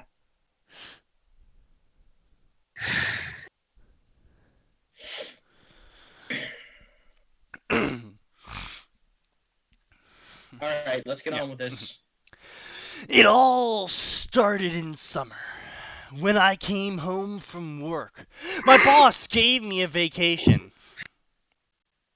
What kind of fucking work are you at? I was gonna say, that is not how employment functions. You don't just get given a vacation unless you are like falling asleep at your desk. Well, no. I mean, like in high stress jobs, they do tend to force vacations on people. But there's a good chance they slipped her a pink slip and didn't have to tell her. Oh well, I have a whole 2 weeks to myself. So that pink slip idea might be Yeah, no, but really, like, no, but here's the thing. Like I said, most places of employment, again, unless it's some kind of very high stress thing, like crunch time with video game devs, or producers working on a movie set, or software devs, like, or there's not much downtime, yeah. Like, I mean, you'll get the vacation days that you can use if you want. That can, I think it does add up to 2 weeks, but you'll never be told, here's a vacation. You'll have to use your vacation days. Well, no, I mean, people are often told, you haven't taken a vacation yet this year, use your vacation days or you'll lose them, because most companies don't want to allow you to stack vacation days. But that's not giving you a vacation. Yeah. But, yeah, again, very few companies will give you a vacation. That's not how it works. I really do think she's been slipped the pink slip. Words cannot begin to cover how excited and happy I was at my boss's generosity. Oh, yeah. You've been pink slipped. I took a quick bath, wore my PJs. I'm sorry, I'm going to interrupt real quick. Can we try and just construct an entire background story in which her life has gone horribly wrong? And she's just too stupid to realize it. Oh, yeah. And, like, the whole soccer thing is actually her way of coping, and she's been sitting Listen, if that's the way this story goes, if that's how this story is, you know what? That's amazing. I'll take back everything I said. This is the greatest author ever, and you wasted on fanfiction.net. Write meta books. Go. Meta books.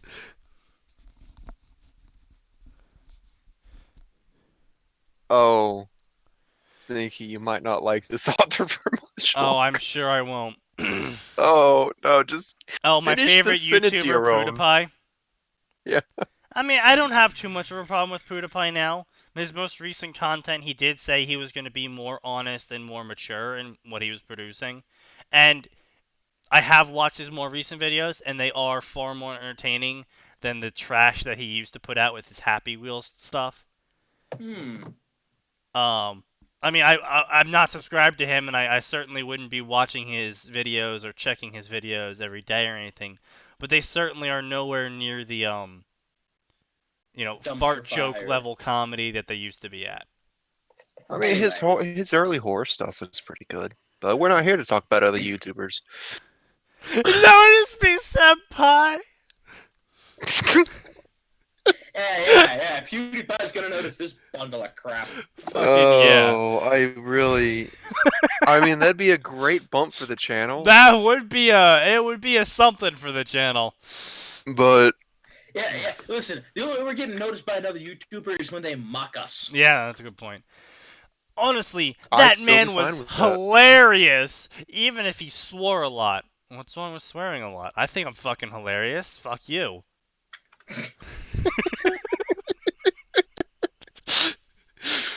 Oh, I don't. sorry, I cracked myself up. I don't care if mom said that he is a bad influence on me. I'm already an adult. Clearly, you fucking aren't. I was gonna Okay, say, you don't even no. know how jobs work. I'm Okay. starting to get the idea that this person isn't actually 21. That they are like fucking 16 or something, and they're writing in their head how being 21 works. Because so far they have yet to mention the crushing student debt. I was gonna say, or the soul-crushing grind of an average job. Yeah. We can say, listen, Or how generous and nice their boss is. You had a generous and nice boss? Oh, God. It was all fun until I noticed that my eyes were getting tired. Looking up at the time, I saw that it read 3:07. I decided to go to sleep, but not before charging my iPad. I thought of a movie, The Conjuring, since the hour 3:07 is exactly the time when something creepy or paranormal happens. Actually, the witching time is 3:30. Also, Learn yourself, bitch. Why do we need to know that you're charging your iPad? Yeah, I'm not really sure either. That's not relevant. But considering the fact that she's probably about to be transported into the ninja realm, whether the iPad's charging or not really doesn't fucking matter. Like, that's my point. Like, yeah. Is the iPad charging? Yeah, probably. Oh, good. Well, I'm stuck here for the rest of my life, so it doesn't really fucking matter, does it? Yes, I know Yes, I know it was childish, but I decided to wait a little, almost hopeful that for something to happen. But after a while, I just laughed at myself. What did you think was going to happen, Sarah? Annabella doll would be standing on your bed, or someone would be knocking on the door, or hiding under the bed? See, that is a legitimate fear, all right? Fuck you. Is that aimed at me or the author, or both? Yes. I'm not saying knocking on the door or something, but you gotta be wary of the bed. You never know when someone has crawled in through the window. I mean, I needed that, thanks. I live on the second story, and there's a giant desk in front of both my windows. So I'm pretty sure they might have gotten in through your brother's window. Who knows? Well, then they won't be on my bed. They'll be in front of my door. Maybe your door was open when your mom left it open. Nope, I close my door all the time. But you get my point. Yeah. It's not paranoia if they're actually out to get you.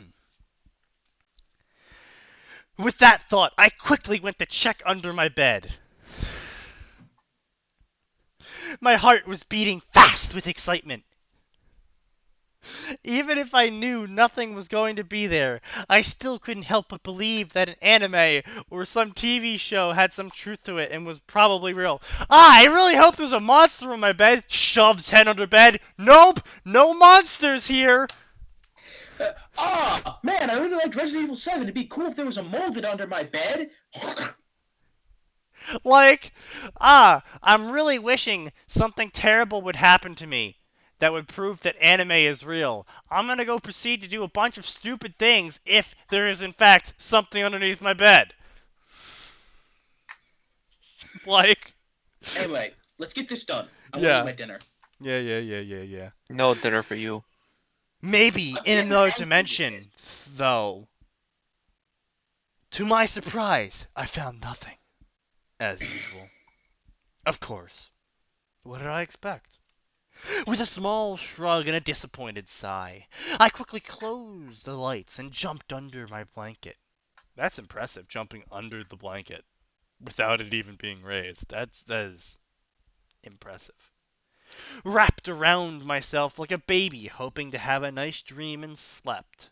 As I slept. Okay. Again, we really didn't need to know that part, but whatever. A young, pink-haired 6-year-old. Whoa, 6-year, you just said 9 years. You need to get your math right. You're dumb.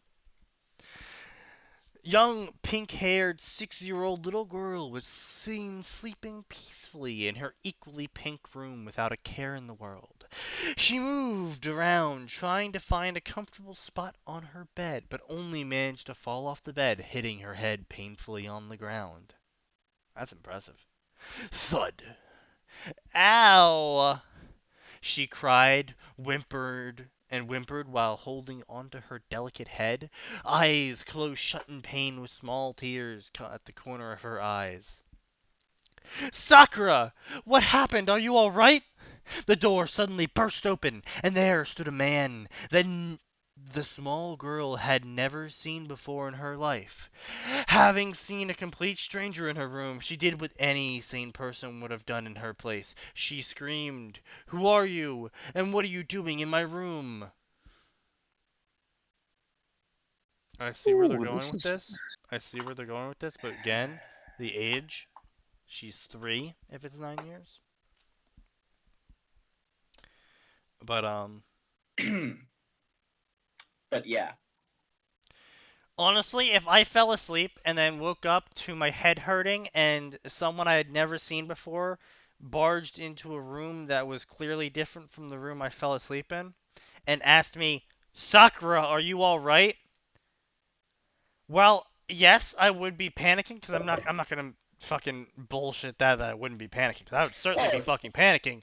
But first of all, I would be like, "Uh-oh, I don't have a dick anymore." Well, no, not even that. My first question would be, what the fuck? Yeah, valid point. Second question would be, oh no, do I still have blank? Like, well, if I you mean, that's actually fairly low on the list. No, honestly. No, listen, it's really high on the list, followed immediately by, where am I? What is going on? And did I do any drugs? I don't think I've done any drugs, because I've never done drugs before in my life, but who knows, maybe I got crazy last night. Okay, so we clearly have different priorities. I would be more concerned with what the fuck's going on than if I still have a dick or not. Because what the fuck's going on is, to me, supremely more pertinent to my health than whether I piss standing up or sitting down. Listen, it's a defining character trait, as we've clearly been shown from politics. So clearly it's the most important part about us. Yeah, clearly. But yeah, in all seriousness, no. We would all be like, huh, my head hurts.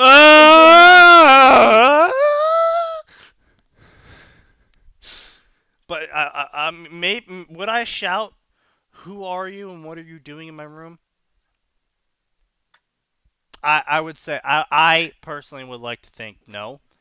I'd be shouting more "what the fuck" and along those lines, primarily because I live in an apartment, and if there's I don't have a door to my room. It's kind of all inclusive.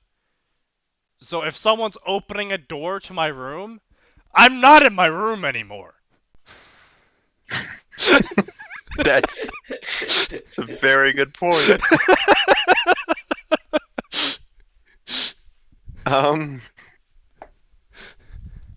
Very good point. But that's just me.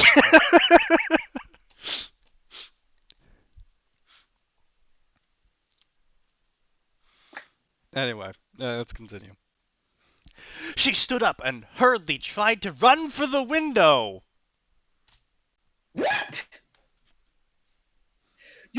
first response, I'm in a strange room.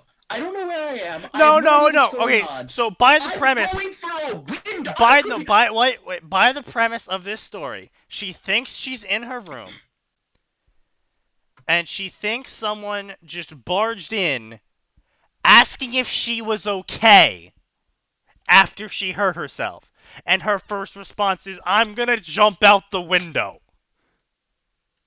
I don't know. That's a pretty unique response. Are you okay? Fuck you! But again, even if you're in your own house, like, listen, if there's somebody in my house, at least on my house, Own I your live house. on the second floor. Yeah.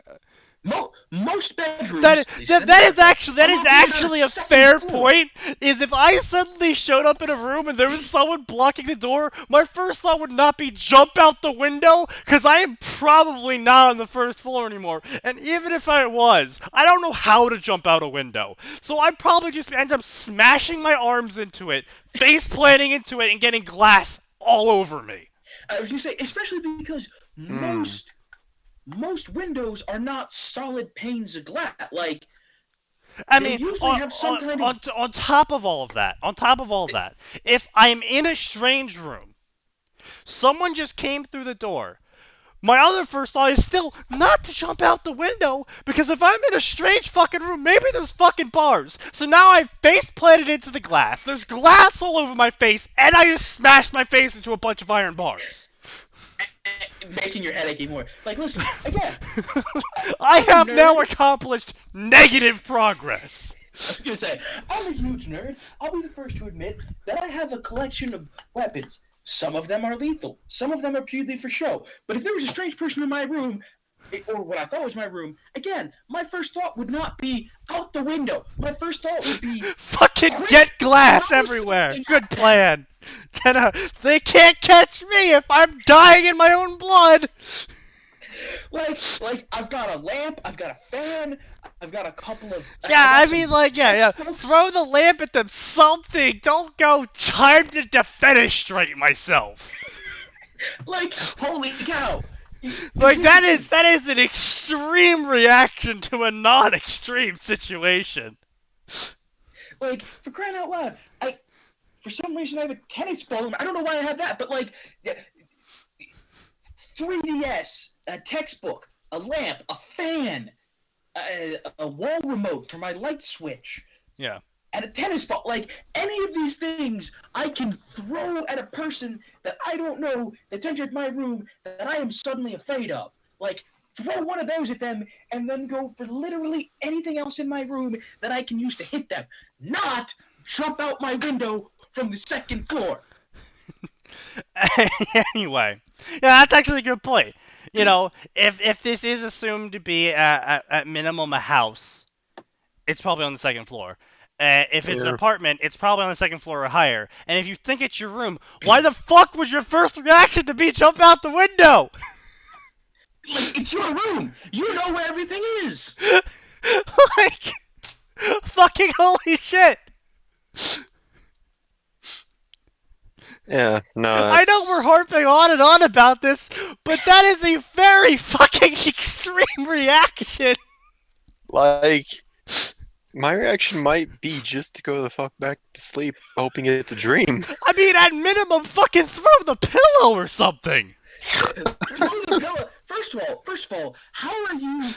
Because it didn't say anything about getting out of the bed. So this person is just... No. They actually do cover that. Oh, you're right. No, you're right. But kept tripping and getting more and more tangled up in her blanket. Stupid evil blanket from hell! She cursed the blanket mentally. Her heart beat inhumanly fast, and tears of pure fear streaming down her face like a waterfall. Help! Beat inhumanly fast, really? Really? Inhumanly fast? Josh, it's figure of speech. Don't harp on it. She cried, her voice full of fear and panic. She couldn't help but imagine what the man wanted from her. He literally just said, "Hey, are you alright?" That's what he wants from you. Hey, are you fine? Ah, help me! No, to be fair, if a strange person walked into your house and you didn't know who they were, like no, you just fell off your bed. You just fell off your bed. Someone comes in, hey, are you all right? And you just start screaming at the top of your lungs for help. Yeah, okay, fair enough. I mean, if someone's like, bursts in, stay where you are, then screaming at the top of your lungs for help is an appropriate response, not, hey, are you okay? Ah! Followed by an attempted defenestration. You two are having way too much fun with it. Listen, Max. We're finally found something that's fun to mock. Like, come on! What are these fucking reactions? You're supposed to be 21 years old. Like, I've known a number of people that are 21, given that is my age range. Quite a few of them have been female. At no point would any of them consider defenestration to be the appropriate reaction. That's the first.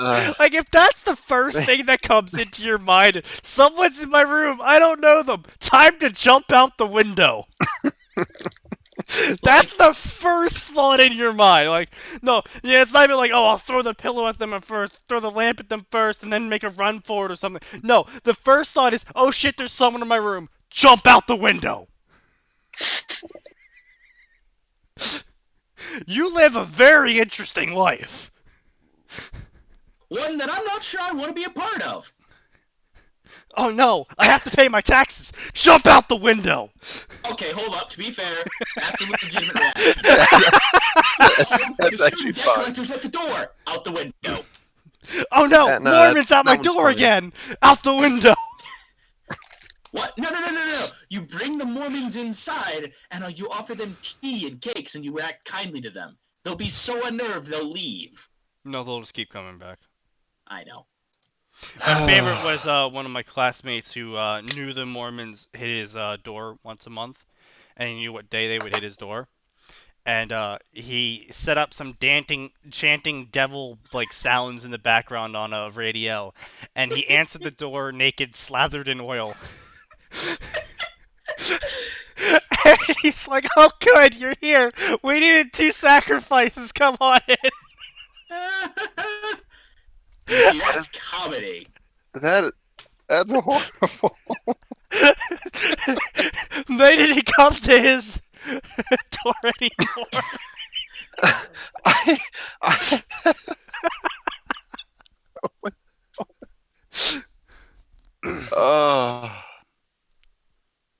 Oh boy.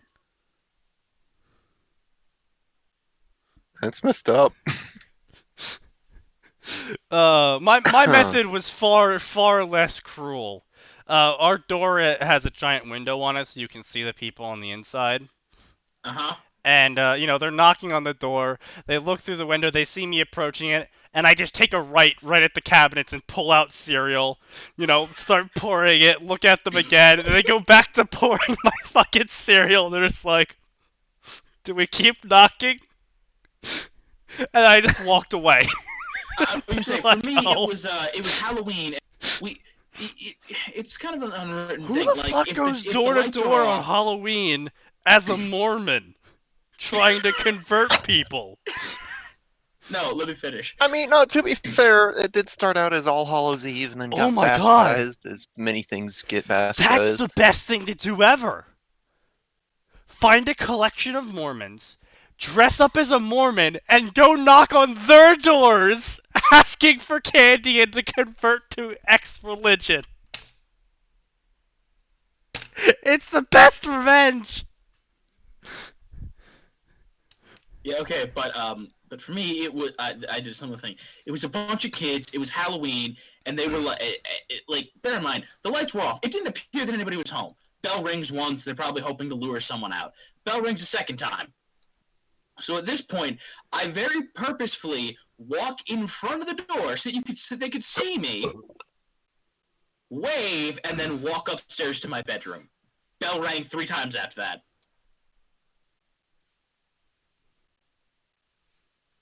Like, on one hand, I admire your persistence. Yeah.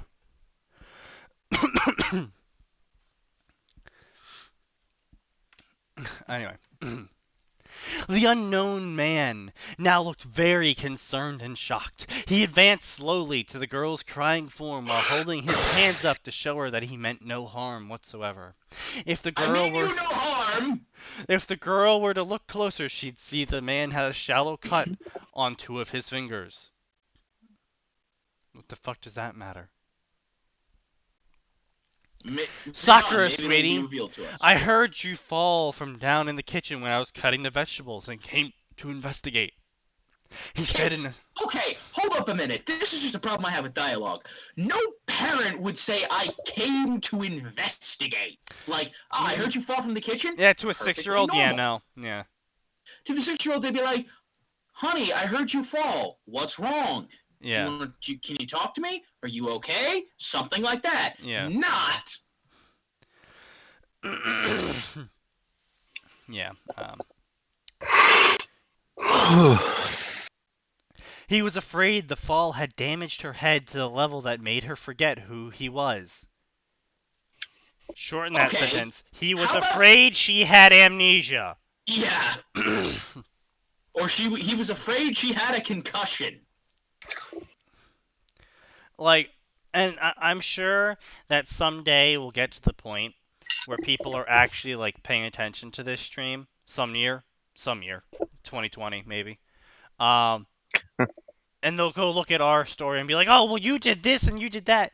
That's because we set the narrator up as a character. He's doing that on purpose. The narrator isn't a character in most of these stories, as far as I'm aware. What you say? Whereas in and the rest of the stories we're gonna write, they're terrible crack fix. I mean, they're more or less on the unreliable narrator angle.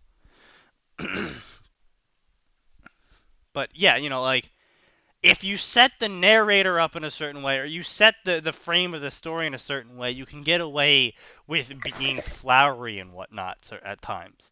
But the problem is that, like, for example, this story is trying to be a completely serious, I'm Sakura fic. Well, that, and this occurred to me the further we got with the initial description of the main character. This is a parody meant to make fun of this. Are you sure? Possibly. It's... Because it's not labeled as parody. It's labeled as an adventure romance. And completed. Yeah, but I've also seen people make stories to make fun of this kind of writing and whatnot without labeling it parody. Yeah, to add to the meta joke. And that's fair enough. That's a best case scenario, though. Just keep that in mind. That is a best case scenario. I'm not saying it's. I'm not saying it. That's what it is. I'm saying it's a possibility, however slight it might be. Let me say, but if it is a parody, they're not making it too obvious. Which, yes, that's part of being a good parody. But, excuse me. However, it needs to be at least in some way more apparent. Oh, we better report them. They're from the UAE. UAE? United Arab Emirates. Oh, who cares? I was making a joke about how Islam beheads those who write fan fiction and fiction and make art. Yeah. Anyway. I'm looking at their other stories. Yeah, okay. No, I'm looking at their other stories, and it appears that they have written another I'm Sakura fic. Two I'm Sakura fics. Oh boy. Yeah. I'm not quite sure why they marked Weak Fangirl completed. Because they said another chapter was going to come in 2 months from the February update. Which I'm not sure why it's marked as completed then. But, they have one where the person wakes up in Attack on Titan. And then there's a shitty Naruto crossover, it looks like. Both of them are one-shots as well. So, no, it does not look like they write parody. It looks like they are very much serious. By the way, no, this story is completed, but they for some reason decided to add an author's note at the end for a separate story that has another chapter coming soon. What? Yeah, no, they chapter 6 is just an author's note saying, "Oh, hey, there's another chapter coming for this other story that just got put up." Wait, what the Rather than fuck? putting I it know this is a in sucky ending, but I'm leaving the ending and whatever happens after to your imagination. What? Go to they hell. they did not take that route. Yep, they did. Oh, they did. Basically, yeah, no, what they did, it looks like here is they wrote this story, were like, wow, I was bad, and then took some of the elements from this story and wrote the choosing your path story. It's supposed to be an improvement.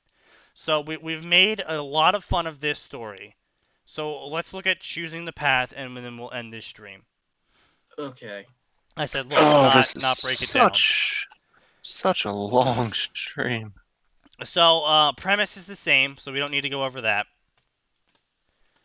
My name used to be, I was a 31-year-old woman. So no, they're clearly not the age of the character they are talking about. Say average woman. Okay, so they removed that whole wreck of an intro. I'm saying myself by studying. At the age of 5, for crying out loud. What? It's the age of 5 instead of the age of 7. Well, no, it is 3 or whatever. No. See, she actually got it right this time. Is at the age of 5, that's 7 years before they graduate. Previously, yeah, no, it is. Yeah, that's what I'm saying. It is. Previously, it was the age of 6, but 9 years before they graduate, which is wrong. So they corrected that. I wonder if they were using the numpad for that, because 9 is right above 6. It's possible. Yeah, but here's the thing: the author went back and said, "Yeah, they did. Yeah, he's right. They did go back through the story and fix it up." Supposedly, anyway. Writing reports on topics I find interesting, or watching anything that might spark my interest to me on my laptop. That's a very fluffy sentence. Anything at all. Didn't matter if it was cartoon geography. So they're definitely trying to tone down the "I'm a super otaku." Yeah, which whatever is nice. the fuck. Yeah. Special place in my heart. Characters animation. They took my breath away. Plot, creativity. That explains the difference here, by the way. What? The first Sakura one was written back in 2014. This is 2016? This one is 2017, and people mature quite a bit in the span of 3 years. That's true. Like, going from high school into college, whew. There's a fucking transformation for you. I would never stop till the end. Most of the reasons I got a huge headache from large-scale animes like Conan, Naruto, Gintama, One Piece, and any other long series. Conan's still nowhere near it ending, apparently. Curiosity.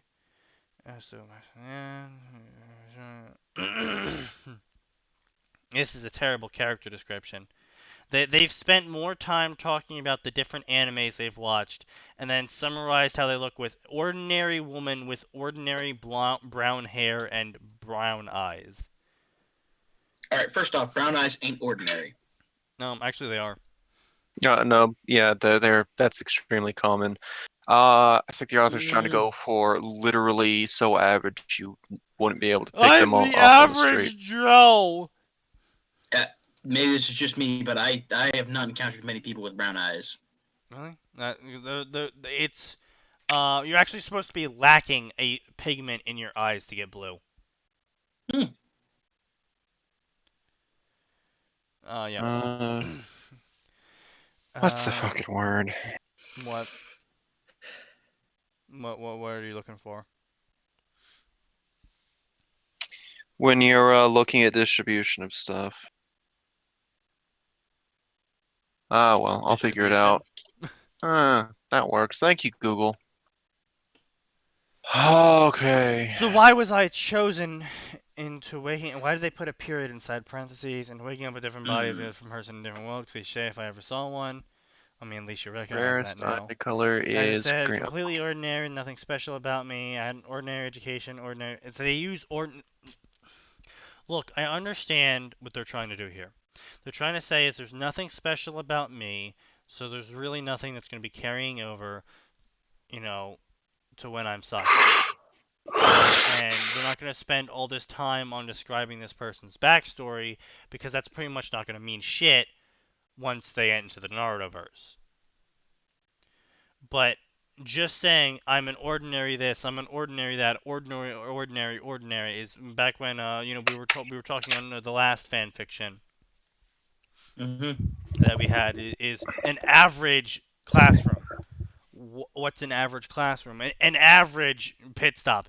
What's an average pit stop? That means different things in so many places. If someone from Japan was reading this, they would think an ordinary woman is a Japanese woman. Someone from fucking Europe, say Scandinavia, would think, Swedish woman, Norwegian woman, Uh, you can't use the term ordinary. I mean, I realize that your audience is mainly going to be the language you said it in, but so for example, if you're writing the story in Spanish and you say ordinary, you can be pretty freaking sure that you have the same idea of ordinary as they do, unless the story is translated in Spanish. But if you originally wrote the story in Spanish, they're either going to think Mexican or Spanish. Yeah. That's the two countries that speak it. Well, I mean, besides South America, but no one cares about South America. They don't have internet. Funny. I can make worse jokes. Boy, disenfranchised soda players are just something else, aren't you guys? What can I say? Idea. But if you're using English, almost the entire world speaks English in some capacity. Almost. Yep. It's.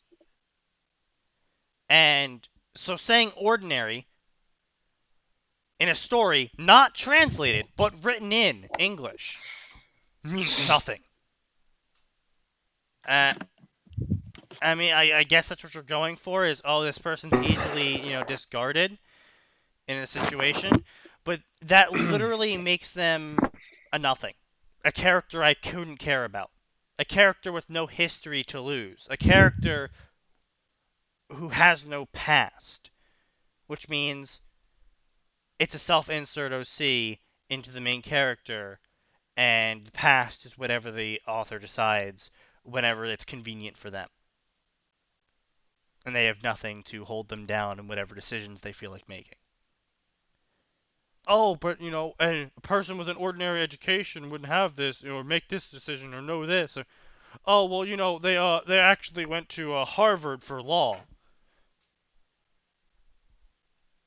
Oh, well, that's really convenient for you when you're trying to talk about law. Yeah. Uh, they're trying to save someone. Oh, well, they went to Stanford for medical science. Oh, well, that's really fucking convenient for them right now, then, eh? Well, isn't it nice that you told us it was an ordinary education at first? Yeah. But that's my point. Is if you're gonna say ordinary, there's why read? If you're not gonna describe the character we're supposed to connect with when we're reading this story, why bother? You know, if there's nothing for them to lose, and there's nothing special about them or nothing that makes them stick out, and they're just another face in the crowd, then they're not really losing anything, are they? There's no real loss involved in being transported to another world. There's no real definition of what they do and do not know. There's no real basis to base your expectations of character on until the author says, oh, they act like this. Well, I mean, I've seen characters done fiction and fan fiction, ordinary past suddenly thrust into something, but that's a lot to live up to for this little story here, Yeah, with but I mean, standards I'm used to. like, for example, we can use Gate, because I love Gate. Absolutely adore Gate. It's fantastic. Gate goes with the, I'm just the average otaku. And in the first episode, he has military training. He's in the special forces. It's the character says they're ordinary, but then it gets shown that they're very much not in the first episode. So you're going into an unreliable narrator. Yeah.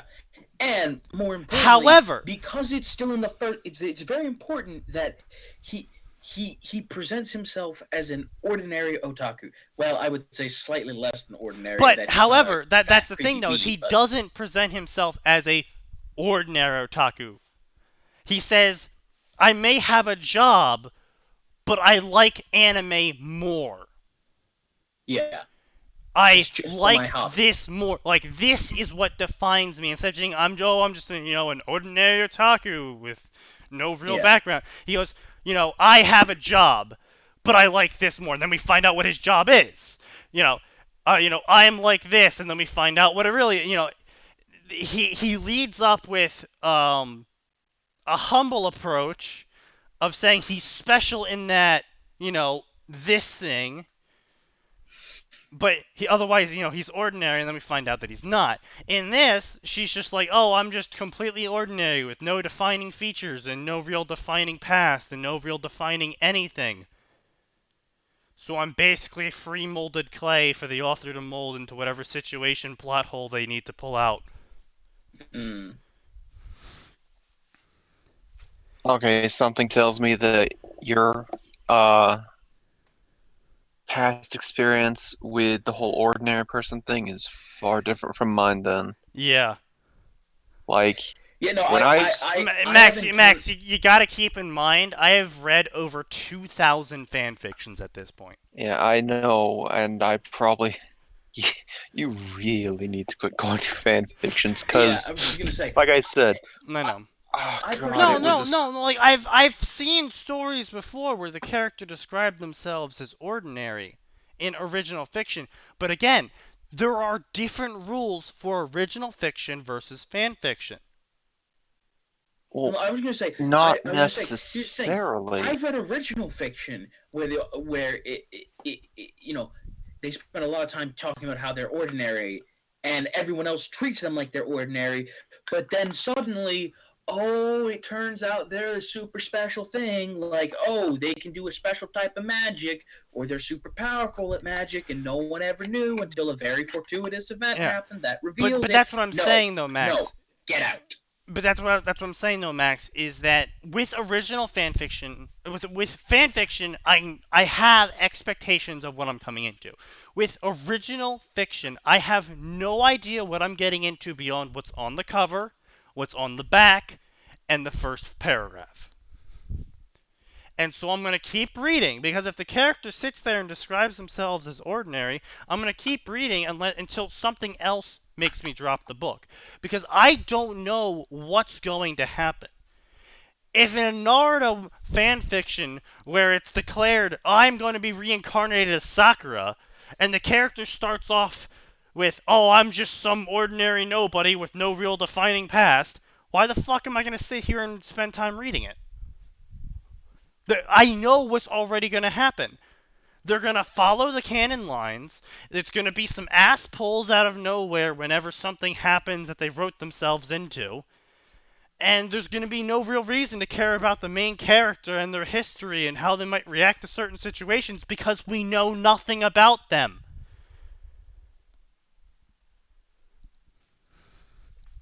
And I'm not saying they have to be super specific with, oh, I went to this school and got this degree. Or maybe knowing the degree they got would be nice.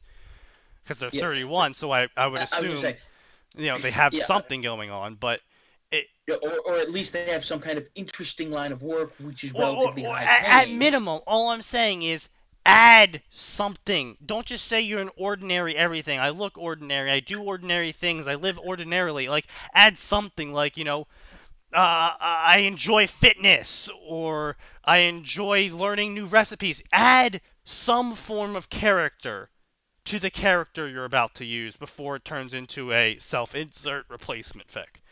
Well, yeah, I was going to say, and not only that, but A, to avoid the self-insert replacement fic, but give us a reason to care about that. Like, oh no, they left their family behind, or oh no, they left their daughter behind, and that's the driving force behind their actions when they're reincarnated, because they're trying to get back home to their family, daughter, or son, even just whatever. Something like take someone who's, say, an archery expert, and suddenly they wake up as Naruto. Hey, this could be interesting because they have a different skill set. They have a different mindset. They have a different skill set. We have a somewhat of idea how this person would act. Yeah. But I'm an ordinary person. I have nothing defining me, and now I'm Sakura. Yeah, like for instance, I think one of my favorite short story series, it's the Tales of Fred the Vampire Accountant. Yeah. It's a hilarious series because it takes what you would traditionally imagine as a vampire. Yeah. And the guy's an accountant. Yeah. Yeah. But anyway, we've waffled on, we've ranted, we've raved, we were unhinged, and we had fun. I would say we were violently unhinged occasionally. Yeah. And now we're done. So, thank you everyone that stuck around to this point to listen to me rant and rave. And see you again on Friday. Good night, everybody.